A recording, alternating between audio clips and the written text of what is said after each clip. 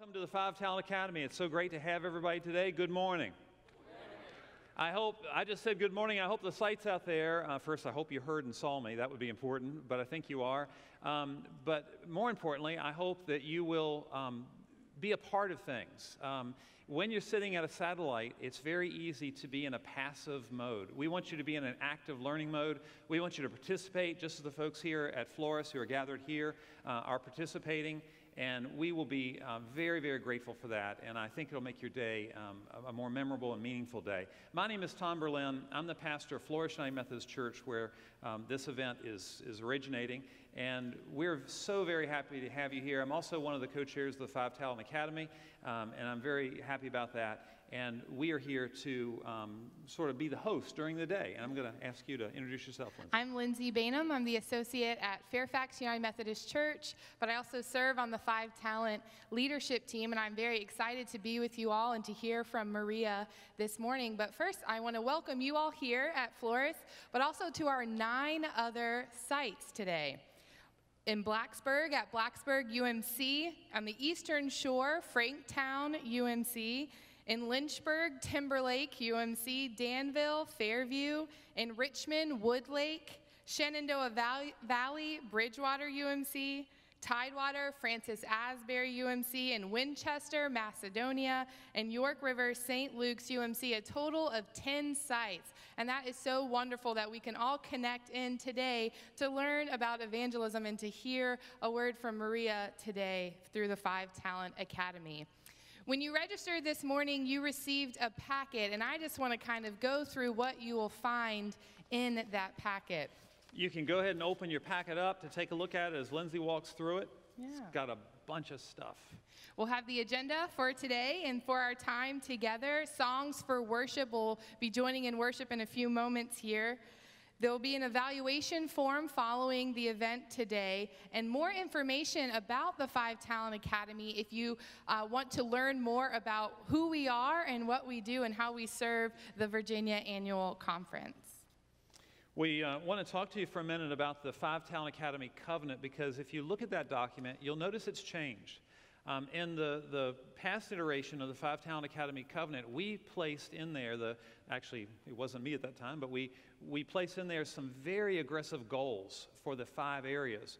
Well, since that time, the United Methodist Church has started into vital congregation statistics, and many of you, well, all of us hopefully, are keeping metrics each week around 5 different areas. So what we do each year as United Methodists is we set goals at our charge conference, and then we attempt to live out those goals in the coming year. The reason that the covenant now has blanks around the goals is that we believe those goals will be specific for the congregation that you are a part of.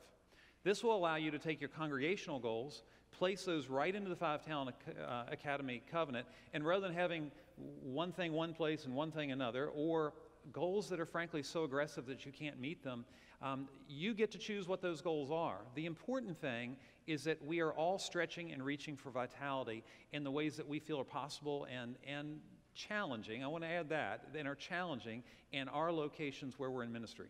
So our desire is for greater integration with what the conference is doing. This also answers a question that many of you have raised around the goals.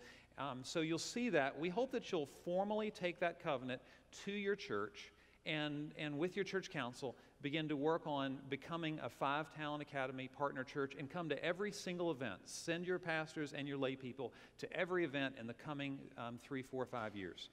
That's our change. Today you can participate in the Q&A. We're going to have a Q&A time with Maria Dixon a little bit later in our agenda. There is a text. You can do that through a text message, and we're going to have that information for you.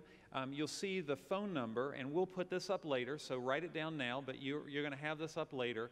Now, you may be thinking to yourself, I don't know how to text message. So here's what you do if that's your situation. You write your question on a piece of paper and you hold it up in your location, and within 6 feet of where you're sitting, there is a loving friend who is going to take your piece of paper and they're going to do it for you. And they're going to do that because that's what we do as Christians in United Methodists. Friends help friends text, and so that's what we're going to do. And the beauty of it is none of you are driving. It's totally safe. And so it's all good. So, but seriously, we want you to know that, that's what we're doing. We want to encourage you today to stay for the whole day. We want to encourage you to stay for the small group time where you can share things that you're learning and things that are happening in your local church. Friends, Maria Dixon is going to bring some fantastic content. Amanda Garber is going to bring an inspiring message to us today.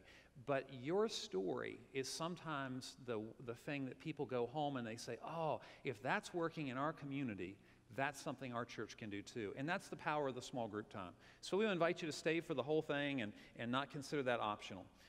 We want to invite you to use the principles in your context. This is not a church size. This is not a small church event. This is not a mid-sized church event. This is not a large church event. This is an event for smart people. And smart people know how to take principles that a speaker gives and apply them to your context. If you are not a smart person, you may want to leave at this time.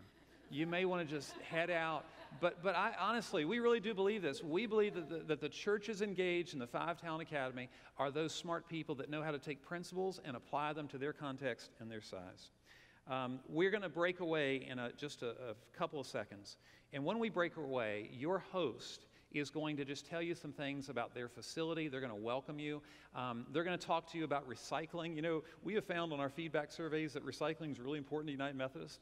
And so they're going to tell you how to make that happen. We've asked them to make that happen in every location and give you some pertinent information about their facility. And so we're going to break away right now for somewhere between 30 and 60 seconds. So those who are the host, now's your moment. Okay, friends, let me just tell you a couple things. Welcome. If you feel like I'm not attending to you and I'm more attending to the host sites, I'm sorry, I am. And the reason is they often feel a little disconnected on the surveys. And just know we love you. We already love you here. But here's what I want to tell you. If you go out and to the right and if you go out and to the left, you can find bathrooms in both directions. So that's important. Today, our refreshments are found out and to the right. That's because very early this morning, as some of you came in, we were doing a Grace Ministries distribution, which takes up that entire area over there. So the refreshments are out and to your right this morning. We will have lunch ready for you. It'll be in our fellowship hall. That'll be out and to the left. We'll give you more details on this. Wi-Fi is open here. I know we have a password up there. I don't think you need that password anymore. I think we got rid of the password. So it's just... Oh, never mind. Yes, okay. That's what you choose. That's the network name. Thank you very much. Yes, the people who monitor me are helping me right now. So that's really great. And I think that's all I need to tell you. Hey, it's really great to have you all. And listen, thank you for sitting up front. If you all spread out, it creates the appearance that nobody's here, and we don't want that. So, okay, Stephen, whenever you're ready. Welcome back to the Five Talent Academy. Those of you who are the hosts, sorry if I cut you off. You're going to have time during a break in just a little while to update folks and give them whatever information you need. My job now is to introduce two people to you because we're about to begin our worship time. I want to introduce Amanda Garber to you. She is our preacher today. When Amanda comes a little bit later in the service, she's going to come on this introduction. Amanda serves Rise, a United Methodist Church in Harrisonburg, Virginia. She is a part of a dynamic church. I said, Amanda, give me a sentence. She won't even give me a sentence. She gave me a phrase. She said, it's God's beautiful, life-changing mess. And I honestly, I thought, well, you serve my church too then. You know, so a lot of us feel that way, but Amanda feels that way with a sort of a love and a passion that you don't often find in clergy. Let me just be honest. She's got a vitality that I really enjoy being around. I'm going to now ask Bishop Youngjin Cho to come forward. Bishop Cho, if you would come up. Bishop Cho is going to give us a few words of welcome. And Bishop Cho actually needs no introduction in the Virginia Annual Conference. He's been a part of us for so very long. Come on up, sir. And thank you, Natasha. And I just want to say it is so wonderful to be working with a bishop who was a part of this whole emphasis on bringing vitality to existing churches, even as we plant new churches. To not see that as competition, but to see that as an integration of what the church is doing in our time to share Christ and the goodness of Christ with others. I don't know of anybody who's been more supportive through that entire process when he was a district superintendent, who modeled it more as a pastor when he served one of our largest United Methodist Church here in Virginia, than now our Bishop Youngjin Cho. And Bishop, really great to have you here. Thank you for driving all the way from Richmond and being a part of this. Thank you, Tom. Good morning. This is another beautiful day that the Lord has made. Let us rejoice and be glad in it. First of all, I'd like to express my deep appreciation to the people of Floris Church for your hosting this event. We already experienced their radical hospitality. Thank you so much. And also, I'd like to express my appreciation to 9 sites hosting this live stream event.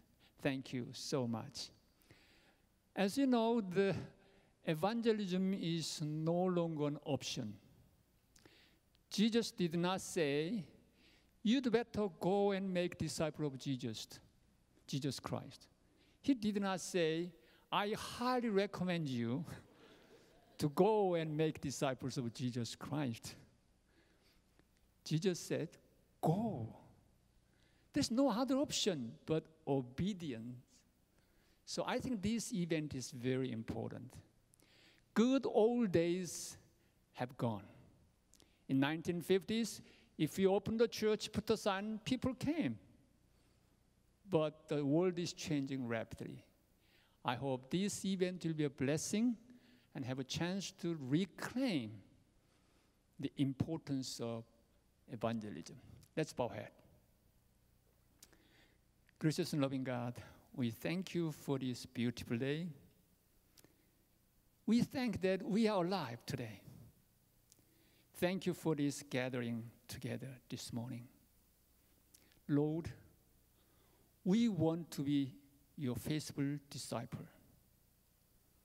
Bless this hour and equip us, and most of all, empower us that we rediscover the passion for evangelism. Thank you for sending Dr. Dixon to us. Use her as an instrument for your kingdom today. In Jesus Christ's name we pray. Amen. Well, good morning, friends. Good morning. My name's Amanda, and I'm here to whet your appetite. That's my job.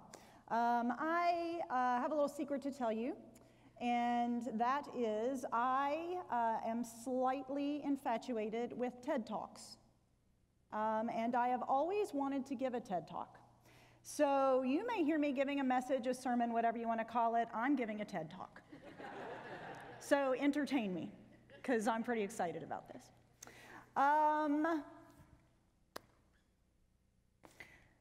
Want to tell you a little bit about the story of my beloved church plant that is a beautiful, life-changing, chaotic mess on a good day. I want to tell you a little bit here and there about the story of Rise. If you want to find out more about us, we're all over the interwebs. Look me up. I love to talk about Rise. But want to summarize how it all began. In 2007, I was appointed as the director of the Wesley Foundation at James Madison University. If you're not aware, our Wesley Foundations are our United Methodist campus ministries on many college campuses throughout the nation. Arrived there in July, and the first year was a lot of fun. It really was, and it flew by. I call it the honeymoon. We've all had them. I was figuring out where the toilet paper was, where the plunger was kept, new paperwork. College students are a lot of fun most days. And so that year flew by. Got pregnant with my son, Robert.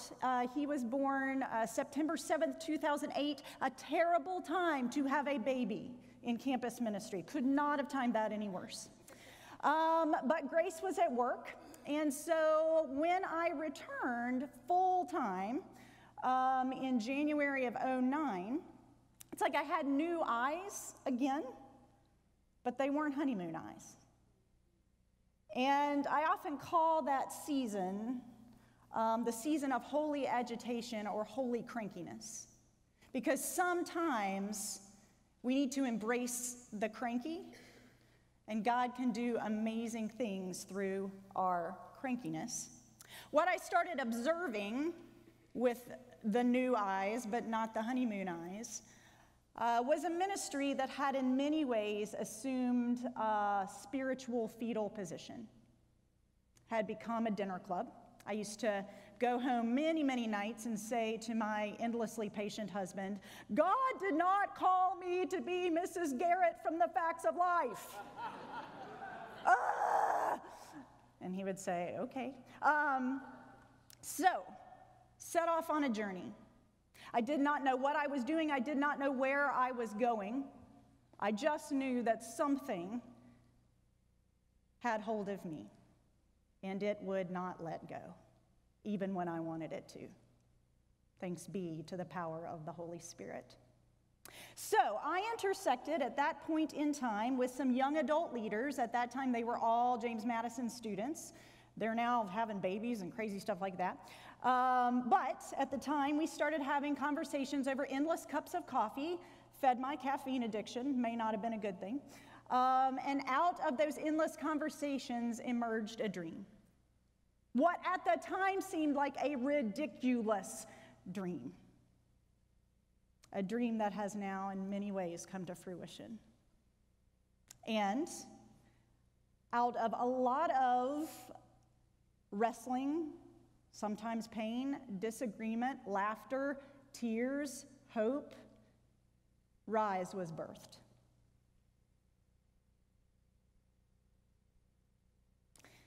And we just turned 4 in September 12th. Birthdays are a big, big deal for us.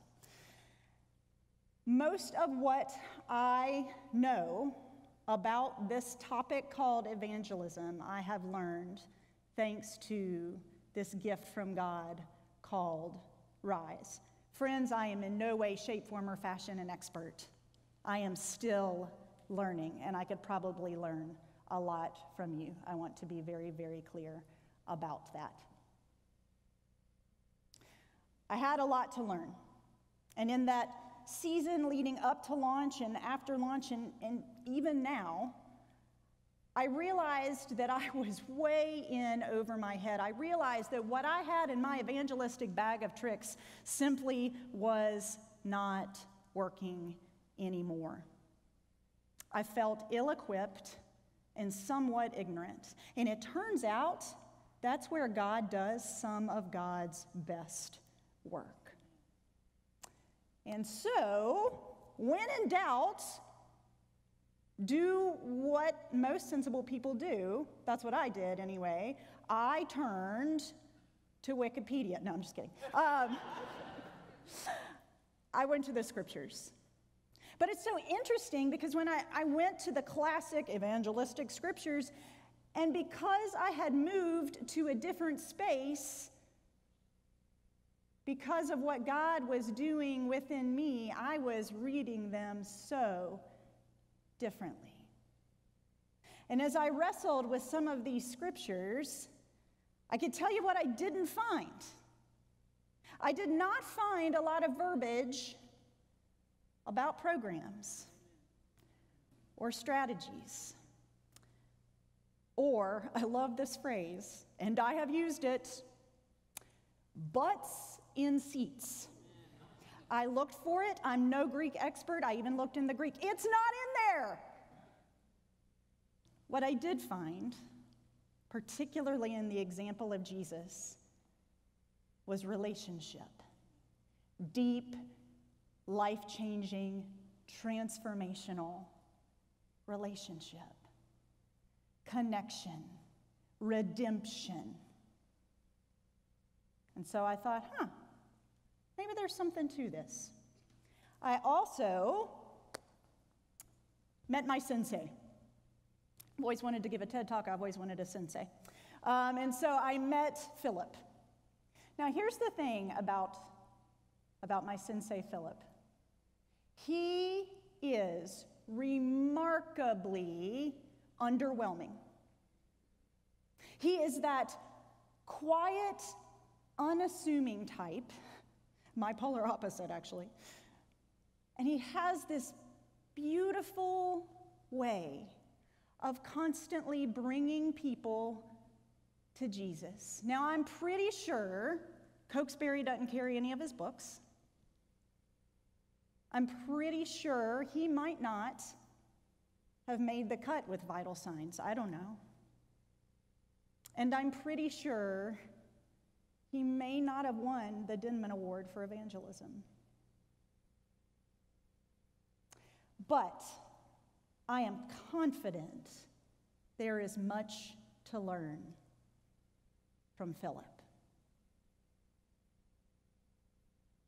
So, here we go. Lessons from Philip and from the story you heard from the Gospel of John earlier. Lesson number 1. Watch your language, for heaven's sakes, you're in church. So, you may or may not realize, because for much of my life, really until the gift of Rise, I did not realize I was kind of like Glenda Goodwitch floating around in a bubble. Friends, we, with the best of intentions, live in a sort of cultural bubble. And we use a certain kind of language that does not make sense to most people. It simply doesn't. Philip got that. I love what he says here. I love even more what he doesn't say in this scripture when he says, very simply, when Nathaniel gets all crotchety and abrasive and defensive, you've been there, he doesn't pull out his book on apologetics. You know, he doesn't hand him a stack of books. He doesn't try to convince him. He doesn't become reactive. He simply says what? Come and see. And it opens up a world of possibilities. I have had so many people throughout the past 4 years teach me about the power of stepping outside the bubble, about my language, quite frankly, and have gently encouraged me to really watch my language. One in particular is a young man by the name of Mark. Mark came to us, was sent to us by God. I called him Rise's prophet in that season he was among us. Year 1. First time I met Mark, he was at a come and see event, literally, walked in. And he introduced himself. He shook my hand. He said, "My name's Mark. I don't do the church thing. I don't do the Jesus thing. I am an atheist. I do not know why I am here." And I said, "Cool, welcome, have some wings." The story of Mark, his transformation, the way he transformed me and us is phenomenal. But one thing Mark helped us realize is that we needed to watch our language, that it didn't make sense. So over time, Mark started playing in our band. And one day after worship, he comes to me and he's very, very earnest. I'm sure he still is. And he says with this very worried look on his face, he says, "Amanda, I am really confused and kind of concerned. Now, I haven't been doing this whole Jesus, God thing very long at all. You know, I'm still kind of unsure about a lot of this. But I really value the way you all are so nonviolent and kind to each other." And I said, "Okay, good." And he said, "I don't understand why we are singing about arson." What? And he said, "The song earlier, it kept saying over and over, 'Set your church on fire.'" What? I don't understand. Why would we want to do that? Anyway, we need to watch our language and make sure that when we communicate, it's in a way that is accessible and shows humility. Lesson number 2 from Philip. Pardon my straightforward nature here. The Holy Spirit says this a lot to me. Shut up and listen. Shut up and listen. Philip also got this. Now, it is obvious that Philip and Nathanael have some sort of relationship that precedes this story, right? There's been a relationship of some sort built there. Philip knows him, and Philip masterfully listened to the situation. He listened to what was both said, to Nathanael's reactivity and fear, and he also listened to what remained unsaid. He was astute, and he showed great humility. I don't know, man. I don't have it all figured out. Just come and see. Just come and see.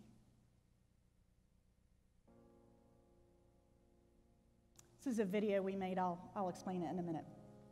Dear church. Dear church. Where are you? There's so many people who are hurting and alone. Stop fighting amongst yourselves. Stop ignoring the poor, the homeless, those on the margins of society. You could so easily change the world. You could so easily change the world. Dear church, I'm afraid of you. Dear church, one of my friends said she leaves church every week feeling guilty. That's not the point, is it? Having a finger pointed at you? That's not what it's about. I thought Jesus had open arms. Not pointed fingers. Dear church, why are you so concerned with people's positions? Republicans or Democrats, who's in or who's out? What clique I'm in or who has the most money? Open your eyes, church. Open your eyes, church. Help people. Love people. For the love of God. Dear church. Can't we set aside our differences? Our arguments. The beliefs we cling to so tightly? They get in the way of telling the world that God loves everyone.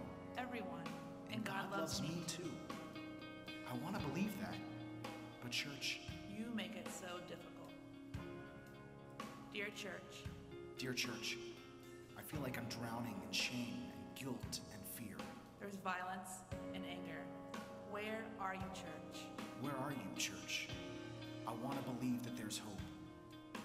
And possibility. Where are you, church? Where are you, church?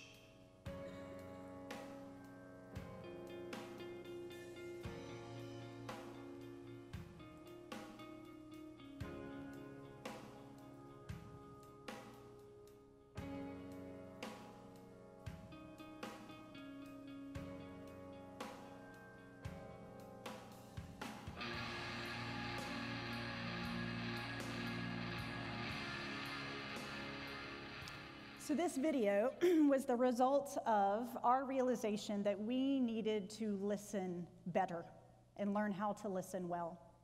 One Sunday morning, our first summer, we invited people in the context of worship to write a letter to the church.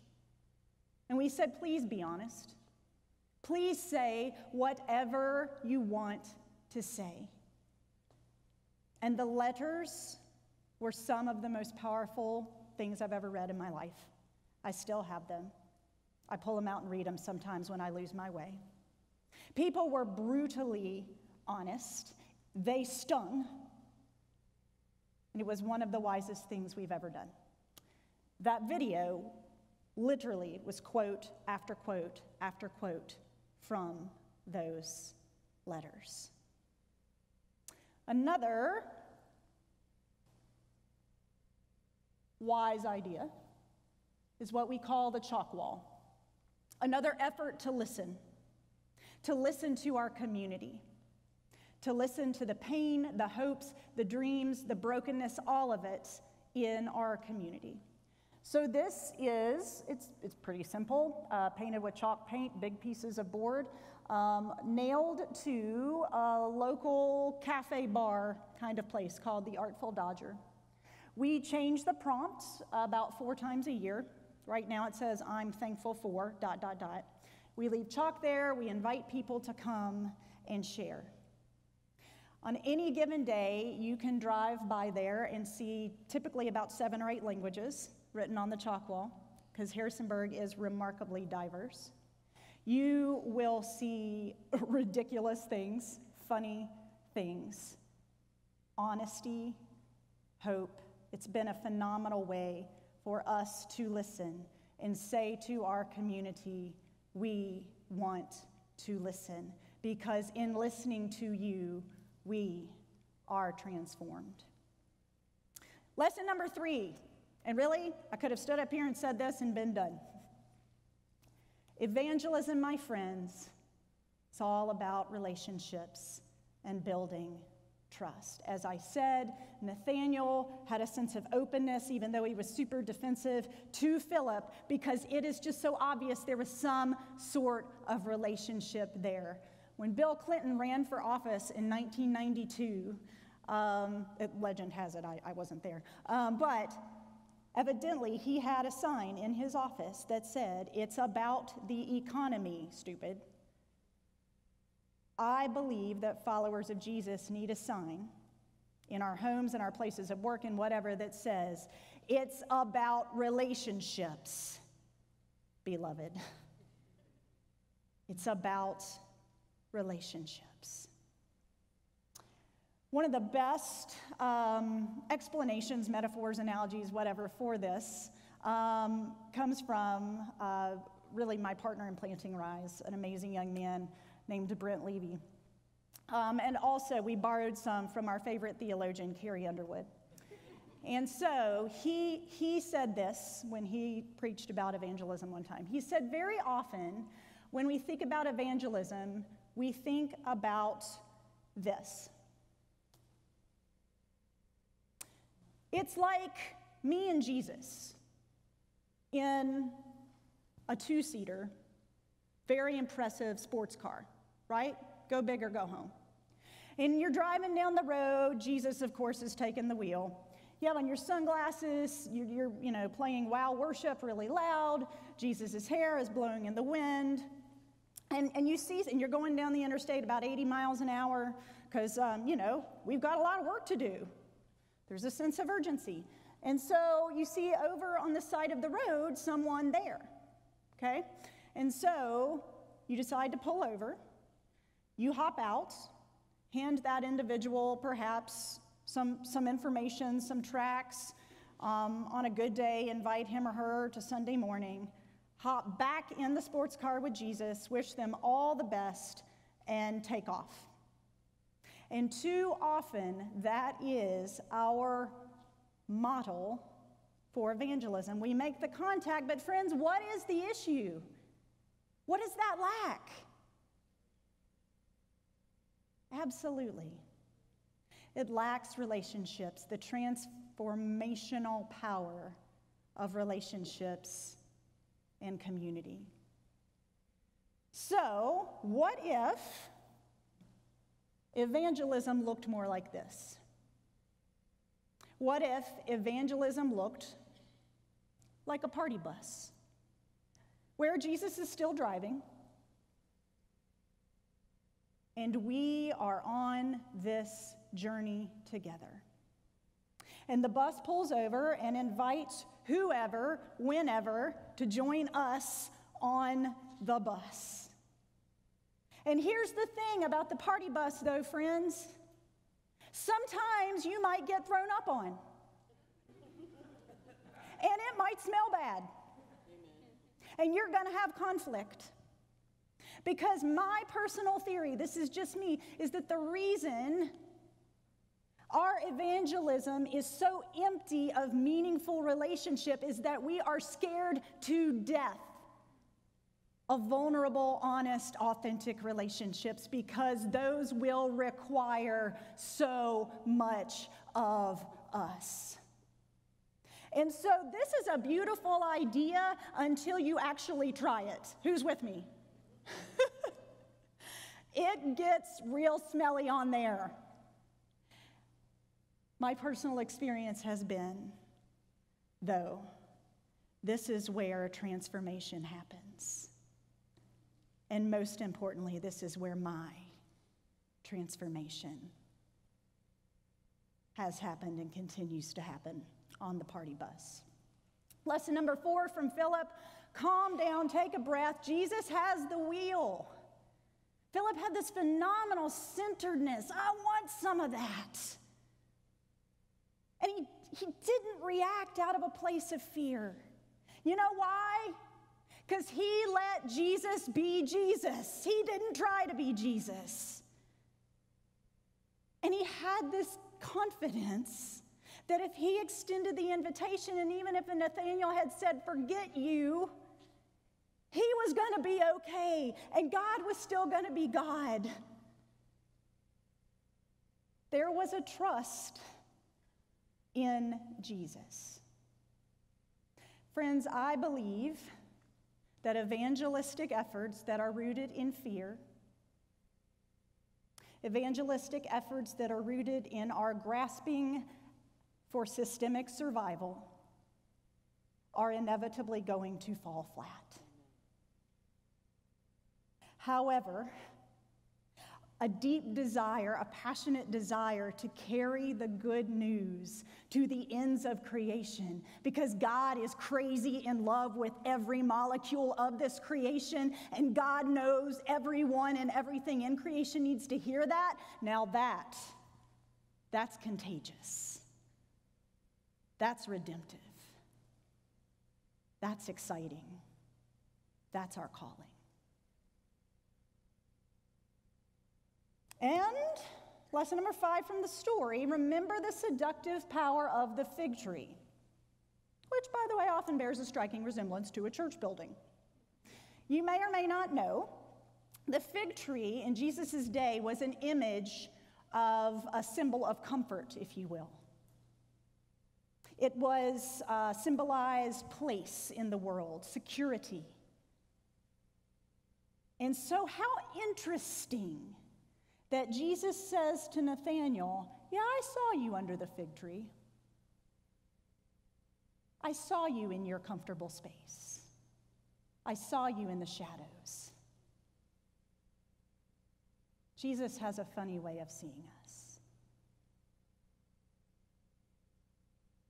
What would it mean if we, by God's grace, moved out from under our fig trees? Because getting on the party bus, friends, is uncomfortable. It is costly. It is difficult. So it takes great courage to move out of our buildings, out of our bubbles, assume a posture of humility, and get on the bus. And finally, this is big. Evangelism, carrying the good news to all of creation, is big. Had we kept reading in the story, you would have heard Jesus say, this is about the kingdom of heaven. This is cosmic stuff, he says to Nathanael. He says, you think this is a big deal? You ain't seen nothing yet. Reminded me of a story that I heard actually at a gathering in 2005 about evangelism. Man, it seems like another lifetime. It's called The Order of the Flame. There's an amazing preacher there by the name of Grace Imathu. She told this story. It will always and forever be a part of me. Grace's father was a bishop of Kenya, and he appointed her fresh out of seminary to a church in Kenya with 3 members. She said she showed up and she said, we have a plan to double our size. We are all going to have babies. And so anyway, she said one day a woman came to her, or she was in conversation with this woman, and the woman happened to mention that her husband used to come to this church, and he no longer would. And Grace said, why? And she said, well, he failed the exam. In the Methodist Church in Kenya, there is a sort of base level, basic exam that you would take to become a member. And he missed one of the questions. And his wife said, he was so embarrassed he will not come back. And Grace said, not a problem. I'll work on the relationship with him. We'll fix this. And so Grace sets out into the village to look for him. And she kind of asks around as to where he is. And she finds out he's at the local bar. So she did what women clergy in Kenya do not do. And that is she goes into the bar. She said she opened the door and she heard people yelling, "The preacher's here, the preacher's here." And she saw this figure go running out the back door of the bar, so she went after him. He ran from her, literally, and they ended up somehow in some coffee fields. Finally, she catches up to him. Grace is kind of like prevenient Grace in this story. And they end up talking, and she said, "Talk to me. What happened? I'm sure we can work this out. I'm sure we can. I'm sure it was just a misunderstanding." So they end up talking, and he tells her that the question he missed on the exam was this. It said, who was the first person to see Jesus after the resurrection? And she's sitting there thinking, man, it's not that hard. We would have taken a number of answers, Mary Magdalene, blah, blah, blah. And she said, okay, well, what did you say? And he said, I said the spiders in the tomb. The spiders in the tomb. And she sat there for a minute and she thought, he gets it. He absolutely, positively gets it. You see, this redemption, this good news that we hear about, Mark 16 says, go and proclaim the good news to every creature. Every creature. God's dream of a mended creation is for every creature, even the spiders in the tomb. And so, dear friends, as you wrestle today,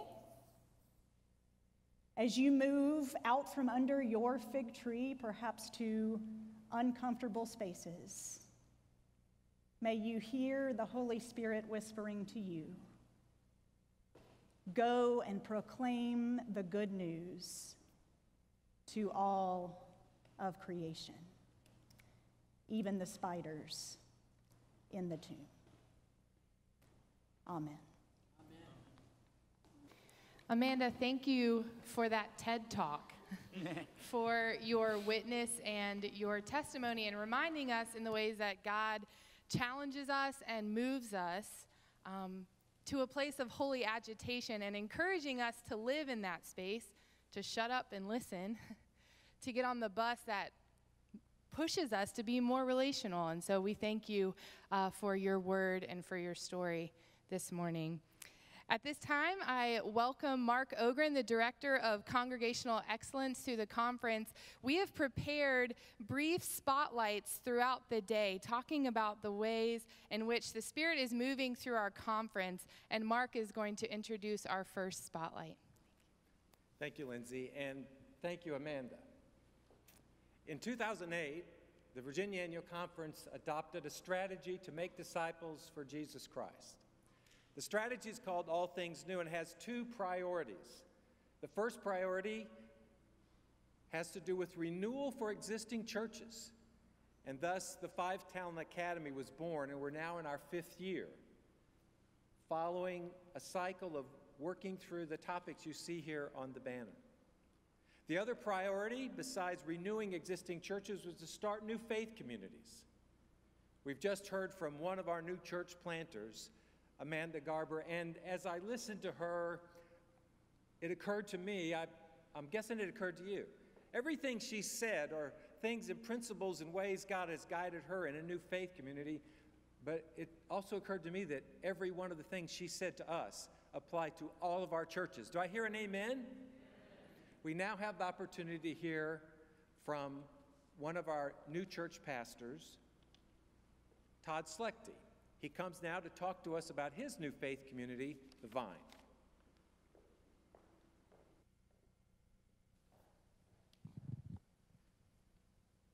I'm pastor of Vine Church and planter of the church. Vine Church is a Elijah model church plant. What that means is we exist because of the blessing and support and in the location of a United Methodist Church that closed. We exist where Dunloring United Methodist Church closed. And Dunloring United Methodist, in a lot of ways, was it feels to me like a typical United Methodist church in the 20th century. It grew in the early 20th century out of kind of a revivalistic spirit, doing evangelism to a little community. It was on the outskirts of the D.C. area back then. Throughout the first part of the 20th century, it grew as it reached out. It had revivals. It extended God's love in the community. By 1960s, 1965, it had grown so large it really couldn't be contained in the small white chapel that it owned on Gallows Road. And they stepped out in faith, and they bought 4.5 acres of land about a block down the street. Through those years, they built a cinder block and brick building a half-mile south on Gallows Road. They met in 2 different schools during that time. They moved into their new building in 1967. But not long after that, their growth turned to stagnation, and then from stagnation to decline. In 1967, when they moved in that building, there were over 200 on a Sunday, had thriving children's ministry, music ministry, youth ministry. By 2005, 2006, 2007, they declined to a small church of maybe 20 on a Sunday. And during that time, they began to talk with the district about what they could do to revitalize. Ultimately, they came to the conclusion that the way that church could revitalize the mission of Christ, the way that they could evangelize the community that now surround the church, was to close, was to give up their building that they loved, the ministries, the pastor that they loved, and to give that property back to the district, allow the conference to appoint a new pastor, a church planter, who would come in and plant a brand new congregation. I got there in July 2009. They'd already voted to close. They'd made the decision that they would close in September. I got there in July. They were being served by a part-time retired pastor. My first Sunday there were 9 people in addition to my family in attendance. And in a sanctuary that seats 200, average age of 75 probably, 9 people that had already voted to close their church. It felt like a pretty desperate situation. But over the past 5 years of church planting, I've come to believe that desperation sometimes is the best situation to experience renewal. And what we had were 9 people who were so committed to the mission of Christ. Can you imagine? They would vote to close their church one Sunday and show up the next Sunday just to see what God was going to do, right? 9 people who were so committed to reaching that community that they were willing to give up the worship service, the pastor, the church they knew and loved, the church where they were baptized and married their children in, so that community could experience Christ. Well, they closed in September. We went through a period of putting together a launch team. We launched in March of 2010. And if you come to Vine Church today, you'll probably experience about 200 people in worship, children and adults, people from probably 20 different nations, every continent that's inhabited in the world are there. And the fruit that the Vine Church is bearing today, in large measure, is because of a seed that those faithful people planted. People who were willing to sacrifice and trust that they might see fruit. This morning, some of you may have seen this before. There's a video that we showed at annual conference, a video about 2 of these people. One was a lifetime member, baptized as an infant at Dunloring United Methodist. Another one joined in the 1950s during a revival. And about their story of the transformation this church has taken place. Here it is. There wasn't a church there. They had a circuit rider come by once a month. So my parents and several other families in the community thought it would be good to open it for the residents of Dunloring. When we dedicated the church and we moved in, it was a wonderful day. because everybody had worked hard to accomplish that. It was all built in Jack's workshop. Every bit of it was. And Pop could come over sometimes during the day. Jack could only do it at night or on weekends. And they built the platform, prayer rail, and I remember the day they put that cross in the back of our pickup truck. There was quite a few of them that came to load that thing in the truck and bring it down here. It was fun to be in a big church. We had a big choir. We'd have 25 people in the choir. Christmas cantatas, Easter cantatas, we'd have the church full. And we had parties and socials and revivals. We learned things from Reverend Helm that I had never heard before. Well, it transformed a lot of lives and made a difference in people's lives. We had a lot of organization here, yes. And I don't know what happened, it would just get less and less and less. The congregation dwindled terribly. It wasn't financially feasible to keep it open. We couldn't go on like it was. We couldn't even hardly afford to pay the organist. We couldn't afford a preacher or anything. That's the typical way it goes, you know. We had a beautiful church like it was, but that doesn't make it work. We needed young people. When the old church was informed that they would be closing it, they sent Todd Schlechte for us to meet because they'd already appointed him to come and be our minister. Some stayed and some left. And it's my church and I'm staying with it. My priority for always, and my husband's too, was that whoever was our minister and preacher would preach the Word of God and stay close to it. We just had to trust in the Lord that it was going to work out because we didn't know, and we were just hoping, and we just thought maybe that was an answer to the problem we had. And I think that maybe our people that are in charge of selecting people had given maybe a lot of prayer to that. I didn't know that they were going to do all that reconstruction upstairs.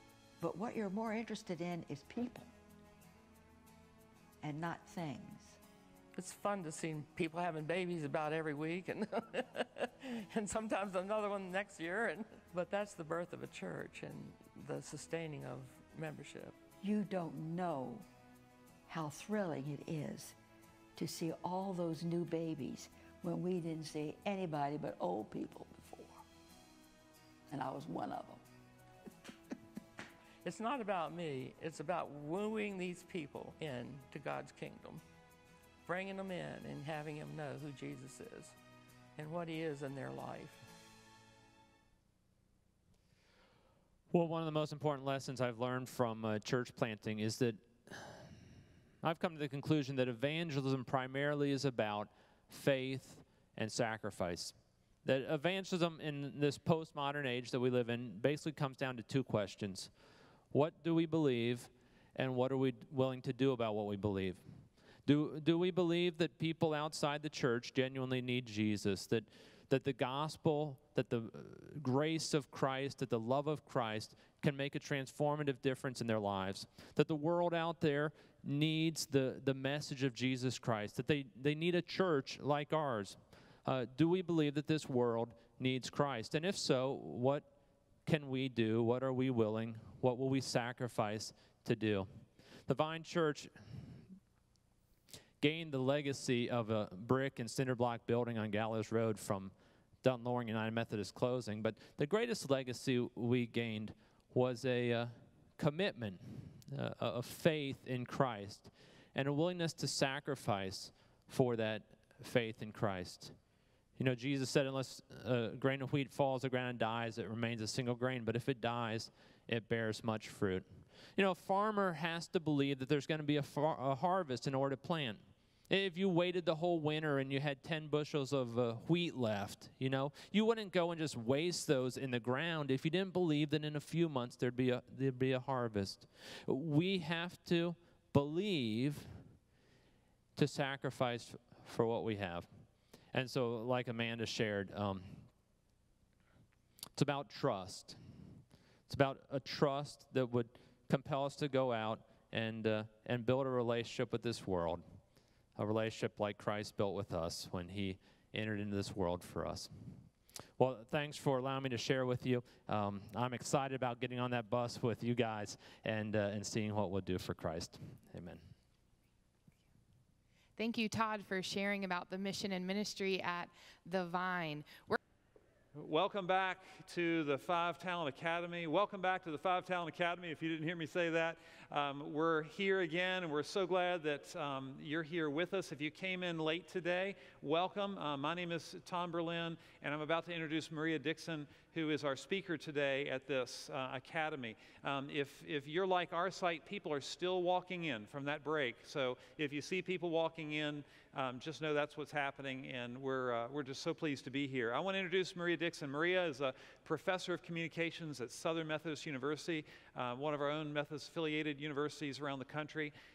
As someone who teaches communication, she also works as a consultant. Her life is very embedded in the life of the United Methodist Church. She is a theologian. She is a person who is speaking in local churches regularly and supplying pulpits in local churches in Texas.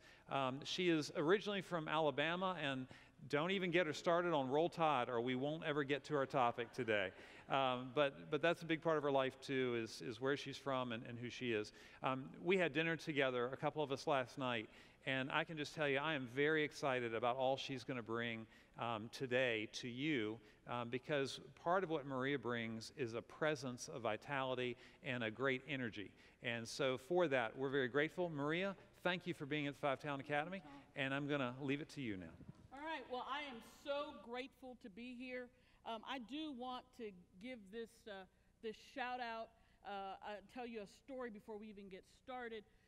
In 1980, the Rolling Stones came to Nashville, Tennessee. It was a big deal. They had this guy open for them named Prince. I don't know if you've ever heard of him. And Mick Jagger, legend has it, said, "Never let that guy open for me again. He steals my thunder." Amanda is in the same position. I don't ever want to follow her anywhere. If she's on the East Coast, I'm going to the West Coast. Because really there was no need to fly me up here. Fantastic.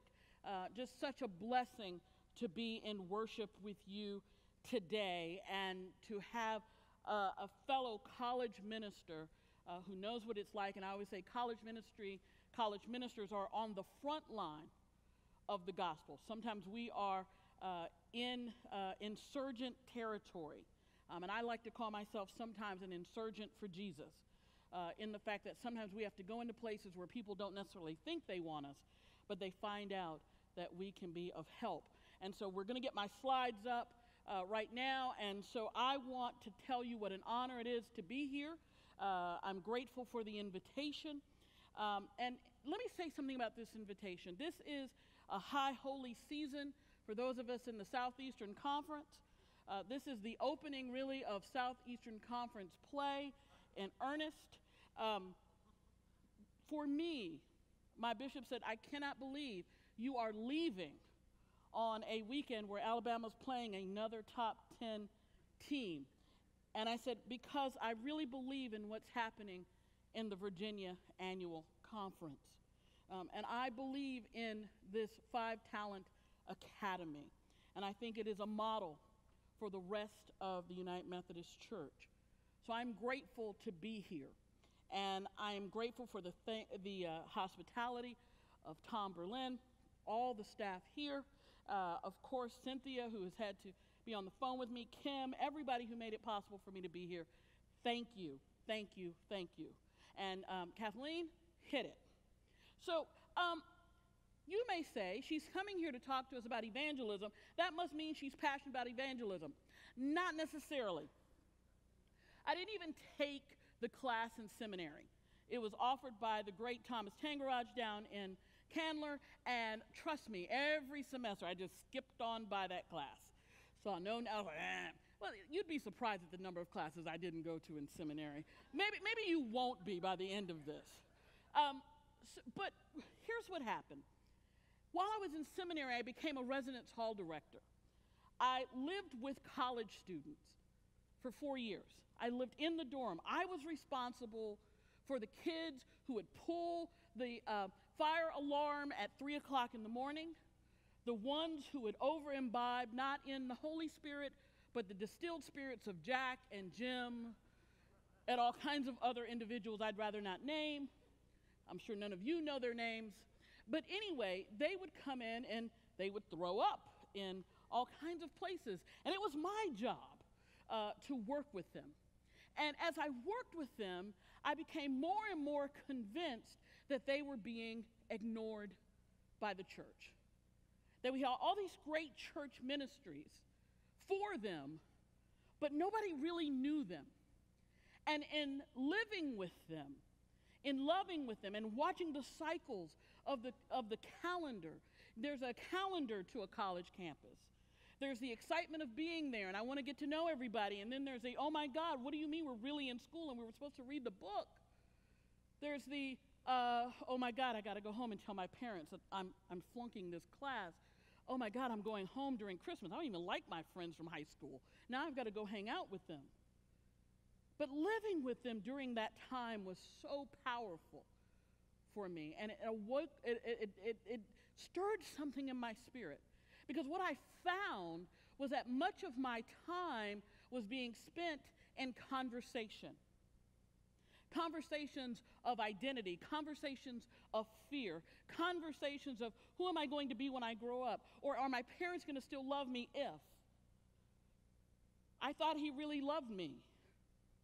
I thought she loved me. What am I going to do now that I'm pregnant? I think I might have a drinking problem. So as I listened to those conversations, I became convinced that maybe my role was something more than to be a homiletics professor. But the one thing that really spurred an interest in my passion for evangelism was actually sitting in a Methodist church. I was sitting in the church, and I will fully confess, I am a recovering Baptist, and many Methodists are. But I still retain some of that Baptist fervor. And one of the things I loved about Baptist church, my father's a Baptist preacher, at the end of the sermon, there would be a call to discipleship. And like Ric Flair, for those of y'all who don't know wrestling, Ric Flair is like the biggest thing. Ric Flair would say, you got to walk that aisle. And that's what would happen at the end of a service. And I couldn't understand sitting in Methodist church after Methodist church after Methodist church. There was never an invitation to walk that aisle. And so I began to say, what in the world is going on here? And I realized that I had a passion for the gospel, and that I wanted to make sure that we were able to tell this fantastic story. Kathleen? So our time together, let me tell you a little bit about me. You think you like me now, you won't like me later. And that's okay. My flight leaves at 6 o'clock. I will not be here to be a pox on your house much longer. I am a provocateur. I'm here to poke you. I'm here to say those things that nobody in polite Methodist company says. I am that person that irritates you. I am that person that knows your secrets and knows how to drop them casually into conversation. I am direct. I am irreverent. Not for the sake of being irreverent, but sometimes I think, as Amanda said, we need to watch our language. And sometimes our language is just a bunch of pretty politeness that we stroke each other with to feel better about the terrible condition in which we're in. I believe in the truth, and I believe in truth-telling, and sometimes it doesn't feel good. Now, I'm going to pray for you afterwards, but we're going to talk to each other and tell the truth. And I'm willing to do that with you if you're willing to do that with me, and pray for me as I'm praying for you in this moment. We're going to talk about three things: dead trees, evangelism, and a failure to communicate. We're going to talk about understanding communication, relationships, and why we don't get it, and really why we don't want to. And then finally, we're going to talk about the role of testimony in personal evangelism. Kathleen? So here's some ground rules. I offer presuppositions. I'm a professor after all. And what I really want to do is throw out a line of argumentation. They are not necessarily right. They are designed to challenge. They are designed to provoke. They are designed to get you thinking, but they're presuppositions. I'm basically saying, what if this is true? They're offered to stimulate conversation. I believe that metal sharpens metal. And one of the things that I truly miss from being in the seminary context, and even more so as a graduate student in my PhD, was that we would sit around a table for hours and go at it. And it was okay. And for some reason, we get into the church staff room and we're afraid to talk to each other and have conflict until it's general conference time. And then we let it all come out, 4 years worth.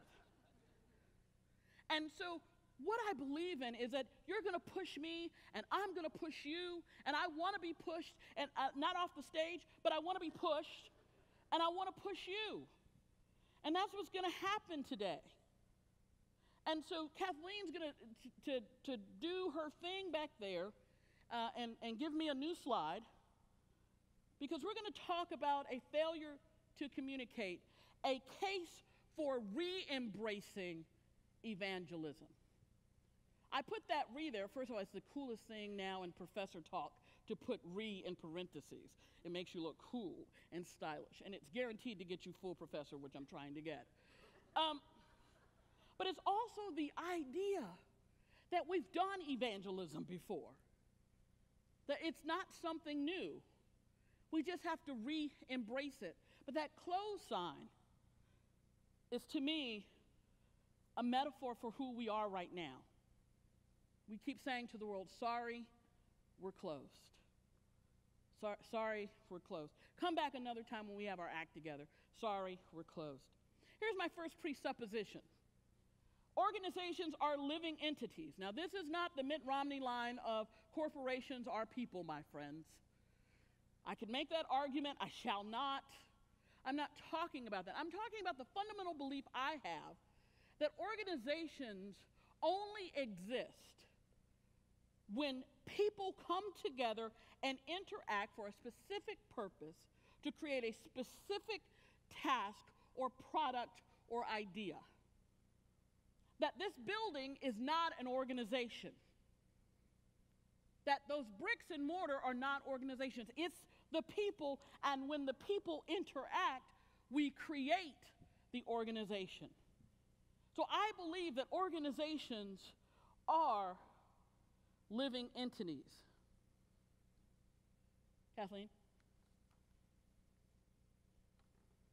Organizations have a life cycle, and I'm sure you've seen this. If you've been to any of the vital congregation workshops, we see this a lot. But let me give you the opinion of an organizational scholar. I think it's important for everyone, whether it's in your marriage, your friendship, your relationship with God, or most specifically your church, to take a look at an organizational lifeline. Because organizations, because they're made up of people, they are born and they die. So I want to talk a little bit about these life cycles. As you might imagine, in the very early parts, what we call courtship and infancy, this is where the organization is vital, it's vulnerable, but it's exciting. It's entrepreneurial, it's opportunistic, it's just awaking for the first time, it's screaming its presence, it's cute, it's cuddly, it poops in strange places. But yet, even when it poops, it's cute. And people want to be around it. And so when organizations are in that stage, people want to be in it. They want to deal with it. They want to do with it. And as it grows from infant to go-go to adolescent, just like a 2-year-old putting forks in sockets, the organization is trying new things. It's learning its world. It's trying to say, this fits where? It toddles off on its own, looking for new partners and playmates. That's exciting. That's when an organization is a lot of fun. It's a little unstable, just like a 2-year-old, not sure where to walk. But as it grows and moves into that adolescence, even that gawky stage, you begin to see who it's going to be. It's growing, and it's vibrant, and it's exciting. When it gets to prime, this is where it is that sweet spot, we call it in organizational studies, where it is flexible. Listen to the words I'm using. It's flexible. It's sustainable. It is running and bouncing between innovation and stability. Never choosing one or the other. Doing a both and. We innovate, we're stable. We innovate, we're stable. Looking for new opportunities, taking care of our old ones. Looking for new opportunities, taking care of our old ones. The interesting part, and I want you to tell me, don't scream when you feel like I'm talking about our church. But when we get to aristocracy, this is characterized by a continual withdrawal from the context in which you said you want it to work. It's a continual withdrawal from the world of innovation. Aristocracy is a feeling of entitlement. After all, we've built this fantastic building. Why wouldn't people want to come? It's an investment. This is a time in most companies and organizations' lives when they spend more on themselves than they do their product. They tend to build fantastic corporate headquarters.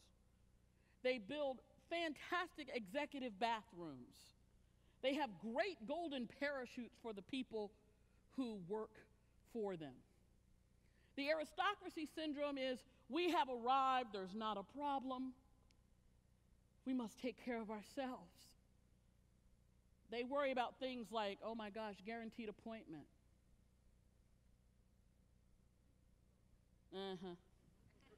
That's all right. I'm married to an elder, I'm not scared. They're more worried about form than they are function. Are we going to have contemporary worship? We're going to have traditional worship. We're going to have the band. We're going to have the piano. Is our organ big enough? And then we get to recrimination and bureaucracy. Typically around recrimination, this is when we realize, oh crap, the boat is going down. Then now we got to find somebody to blame for this. You know what the problem is? The problem is that daggone youth minister we hired. You know what? I told you that contemporary worship was not a good idea. I knew we shouldn't have invested that money and imagined no more malaria. I knew that. That recrimination is when we're looking for people to blame for why we are falling apart. When we are trying to blame even the culture for why we're not going well. We look for scapegoats.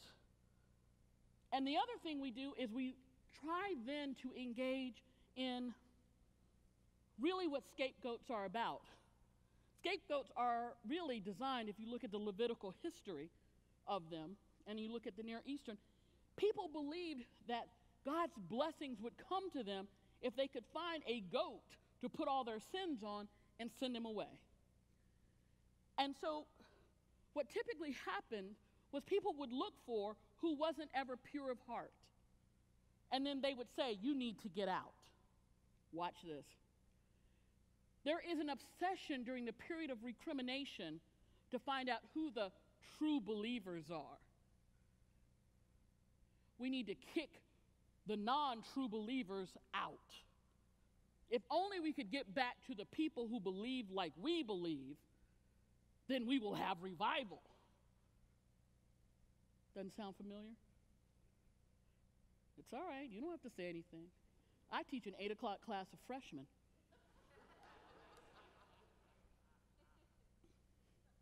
But it's during this period that after we think we've cleansed out those who are bringing us down, we realize we're still going down.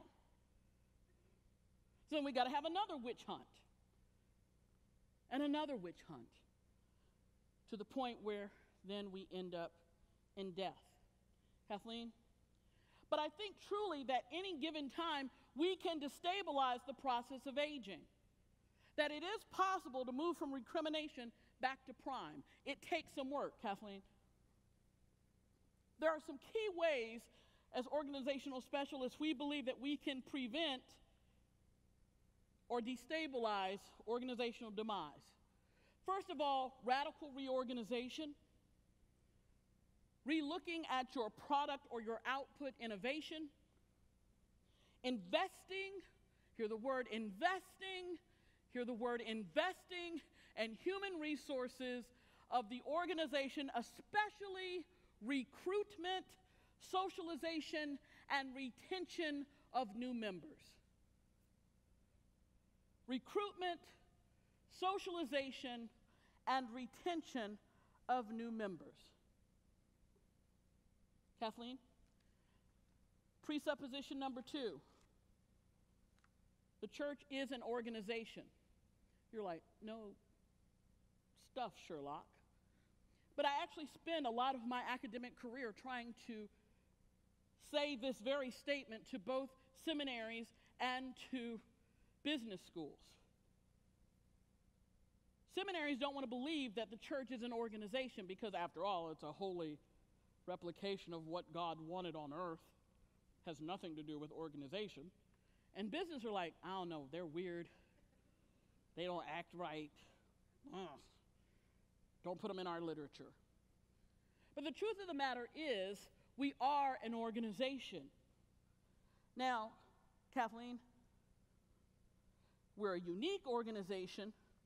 We are not a business, and I do get a little emotional when people try to put all those business principles on us. But as long as we understand that organizations are collectives of individuals who come together for a specific goal for an extended period of time, often into perpetuity, then we have to accept the fact we are an organization. Kathleen? We are a unique organizational context, but we also have a distinct culture. We have a defined mission. We have a defined boundary of who's in and who's out. And we know that it emerges through interaction. You don't think we do? Let me show you. Kathleen? Next slide. Here it is. The Great Commission is the beginning and the end of who we are. You may not have seen it in a while. Baptist people like to see it a lot. So I thought I'd bring it back to you. Meanwhile, the 11 disciples were on their way to Galilee, headed for the mountain Jesus had set for their reunion. The moment they saw him, they worshiped him. Some, though, held back, not sure about worship, about risking themselves totally. Jesus, undeterred, went right ahead and gave them his charge. God authorized and commanded me to commission you to go out and train everyone you meet, far and near, in this way of life, marking them by baptism in the threefold name, Father, Son, and Holy Spirit. Then instruct them in this practice of all I have commanded you. I'll be with you as you do this, day after day after day, right up until the end of the age. Friends, this is our charge. This is what we are in charge of doing. This is the call, the culture, and our mission. Interesting, I love the way that Eugene Peterson, though he is not a biblical scholar, often renders the text, because he does pull out the nuances. And what I love is, the moment they saw him, they worshiped him, except there were some who were like, I'm not too sure. Still trying to get over the fact that Jesus is back. Still trying to wonder how he did that. Come on, you know there were people there who were going, I'm not sure. This is freaky. Dude comes back from the dead and you're there at the work. You're like, dude, I don't know. Thomas said it felt like everything else, but let's just see where this goes. Margaret, just stay toward the back. We'll leave if we've got to. And so that mission happens because Jesus, undeterred by the doubt, undeterred by the questions, undeterred by our attitudes, still gave us a charge. So Jesus already knew what he was about to ask was problematic. He knew that we wouldn't believe, that we'd want to hold back. But undeterred, Jesus said, "This is my command." So friends, we have a fourfold focus. And Tom, if you can let me know how close I'm getting to time. We are called to evangelize, which means to tell, share, recruit, and connect. That is number one. Number two, we are to socialize. The process of socialization means that this is where we onboard those who we've recruited. We deepen their identity in Christ, and we deepen their commitment to the way of God. And then, after we've done that, after we have deepened their commitment and deepened their identity, by socializing them and bringing them on, now we are called to equip them. We are called to equip them. This is when we train them for ministry outside of our walls. This is where we train them for ministry, outside our walls. We equip them with the message of Jesus Christ and his salvation that is offered freely to us. We're supposed to be equipping them to do that. And then we are supposed to send them forth into the world to go to the low places, to the party buses, to the bars, to the football game, to their offices. We are supposed to have created, and then once we do that and have them engaged, guess what they're supposed to be doing? They're supposed to be evangelizing. And the cycle begins again. Kathleen, next slide. The problem is we have perfected socialize, equip, and engage, although we've put our own twist on it. We love discipleship programs. We absolutely love them. We have a small class for everything. If you have a left-handed, blue-eyed, blonde, depending on what the Clairol bottle says, she can find a small group just for her. We have created all kinds of niche markets. We've created all kinds of programs. We've created all that stuff because we love the socialized part. We have sermon series. We have welcome to our church. Here's where everything is. We want to welcome you. Here's a potluck. Eat. But then make sure you don't get too fat because, then we have to put you on the healthy ministry diet as well. We will equip. We have no problem giving people tools and workshops for financial ministry, entrepreneurial things. We don't mind that. We also don't mind saying, hey, get out there, engage. Let's go build a house. Let's go on a mission trip to Haiti. Let's go down to the soup kitchen. But for God's sake, please don't talk to the people actually. Smile at them. Ask them how they're doing, but God forbid they ask you anything about Jesus. Because we have not prepared, we prepared them to cook the hot dogs and put them on the on the buns, and give them to the people at the homeless shelter, but we have not equipped them with the story of Jesus Christ to give them the food that will leave them hungry no more. We've equipped them to build the houses for the homeless, but we have not given them the shelter of the grace of Jesus Christ. We've equipped our people to go out and do, but we have not gone out and equipped our people to go out and call people to Christ. We have conveniently believed that doing is the same as evangelizing. It's a part, but just like Amanda pointed out, you've got to say, come and see. Let's go. I got to move quickly. Decline always begins at the roots. Decline always begins at the roots. And our failure to pay attention to evangelism is why the Methodist Church, not the United Methodist Church, the Methodist Church worldwide is in dire straits. Next one. Our roots come from Britain. These are pulled off of 2014. This is the home of John Wesley. The British church is prepared to go out of existence. Hear me. They are ready to go out of existence. They're talking about going back to the Church of England.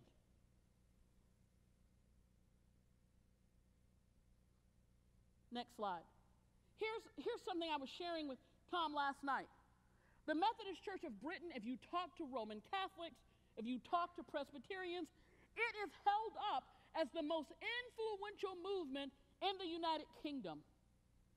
It is considered the thing that lifts the poor out of poverty. It is what many Britons feel.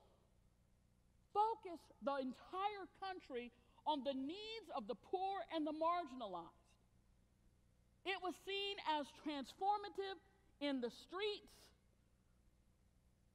and it shaped the philosophies, it shapes the ideologies of many of their key prime ministers.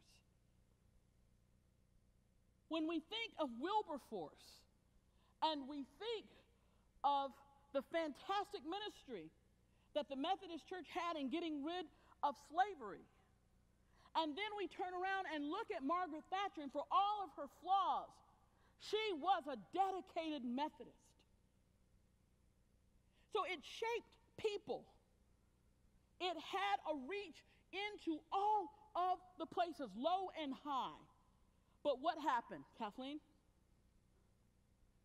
When the Second World War happened, the church was unable to deal with the reality that Britain had to finally face the fact that what does it mean to think we're God's favorite and we're being bombed by the Antichrist? What do I do with my fears? The British churches continue to have service as always. We don't have to talk about the bombs that just took off half the church. It was unable to be relevant to a changing London, a multicultural London, a London that was shifting and doubting. And finally, they spent more time on issues of institution, hear me, more time on issues of institution than they did on the proclamation of the gospel. There are 53 million Britons. Out of that, in 2014, only 200,000 are Methodist.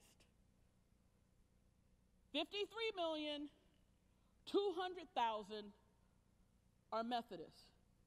It was described by one sociologist as this: the Methodist Church is an iceberg crumbling into the sea.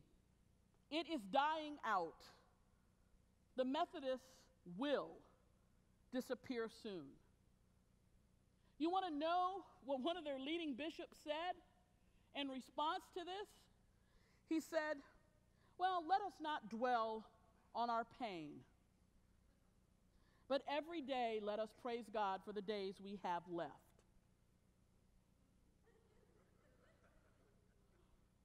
And scene. Next slide. The problem is what starts in the roots always goes to the limbs. You don't have to be a green thumb to know if you've got a problem with roots, you're going to have a problem with those things that shot off from the roots. Next slide, Kathleen. So, 2 years ago, my husband, and I have to give this shout out, a Duke Divinity graduate. woohoo, who did his semester abroad preaching. We lived, I teach in our program for 6 weeks, live in London, and because we're a Methodist school, we actually had our students read Amazing Grace by Eric Metaxas, which talks about the Methodist movement in England and how it changed. And so my husband, there on what he called a sabbatical, or what he told the bishop was the beginning of his book, started helping me with this. And so he began to talk about the movement of Methodism. And over the course of the summer, we arranged for our students to visit 5 of the most prominent churches in London. That little red-headed sort of guy looking like he went to Duke, that's my husband. And those are the students who are willingly sitting around him to hear the story of Methodism. They could have been getting ice cream. They could have been going anywhere. Nobody was grading them. They wanted to hear the story. Next slide. So we took them to Westminster. Now, one of the things I like about my husband, I like a lot about him. He's a nice guy. But he is sort of like a prince of Methodism over there. And so he happened to get us like front row seats in Westminster Abbey. And so we're sitting there, and I'm like, Westminster Abbey, this is so great. And we're going to hear from the dean of Westminster Abbey. And these kids got up early to leave campus to come and hear about Jesus. They're excited. The music was great. The rituals were fantastic. The tombs were still there. And the sermon had nothing to do with Jesus Christ. Next slide. My student said, Dr. D, I didn't get it. And I said, well, that's just Westminster Abbey. We're going to try St. Paul's Cathedral. The next Sunday, they're like, Dr. D, I'm not getting up anymore. Because I understand. Your husband says this, and then I hear that. Where's the connection? This is boring. This is dry. I'm not hearing anything about this God who inspired 20-year-olds like me to take on slavery. I was like, we'll try Methodist Church. It'll be all right. It wasn't. Friends, Kathleen? Friends, sustained growth of the church is not going to be dependent upon programs or structures or types of worship. It will be dependent upon our ability to communicate the gospel authentically. Westminster Abbey is beautiful. St. Paul's Cathedral is wonderful. Floris is a beautiful place. But friends, at the end of the day, if we cannot communicate the life-giving gospel of Jesus Christ, not just to these young people, but to all the people that are hurting, we can have all the vitality statistics, we can have all the 5 talents, but it will not make a difference unless we can communicate the gospel of Jesus Christ. Hey, and that's just my first half.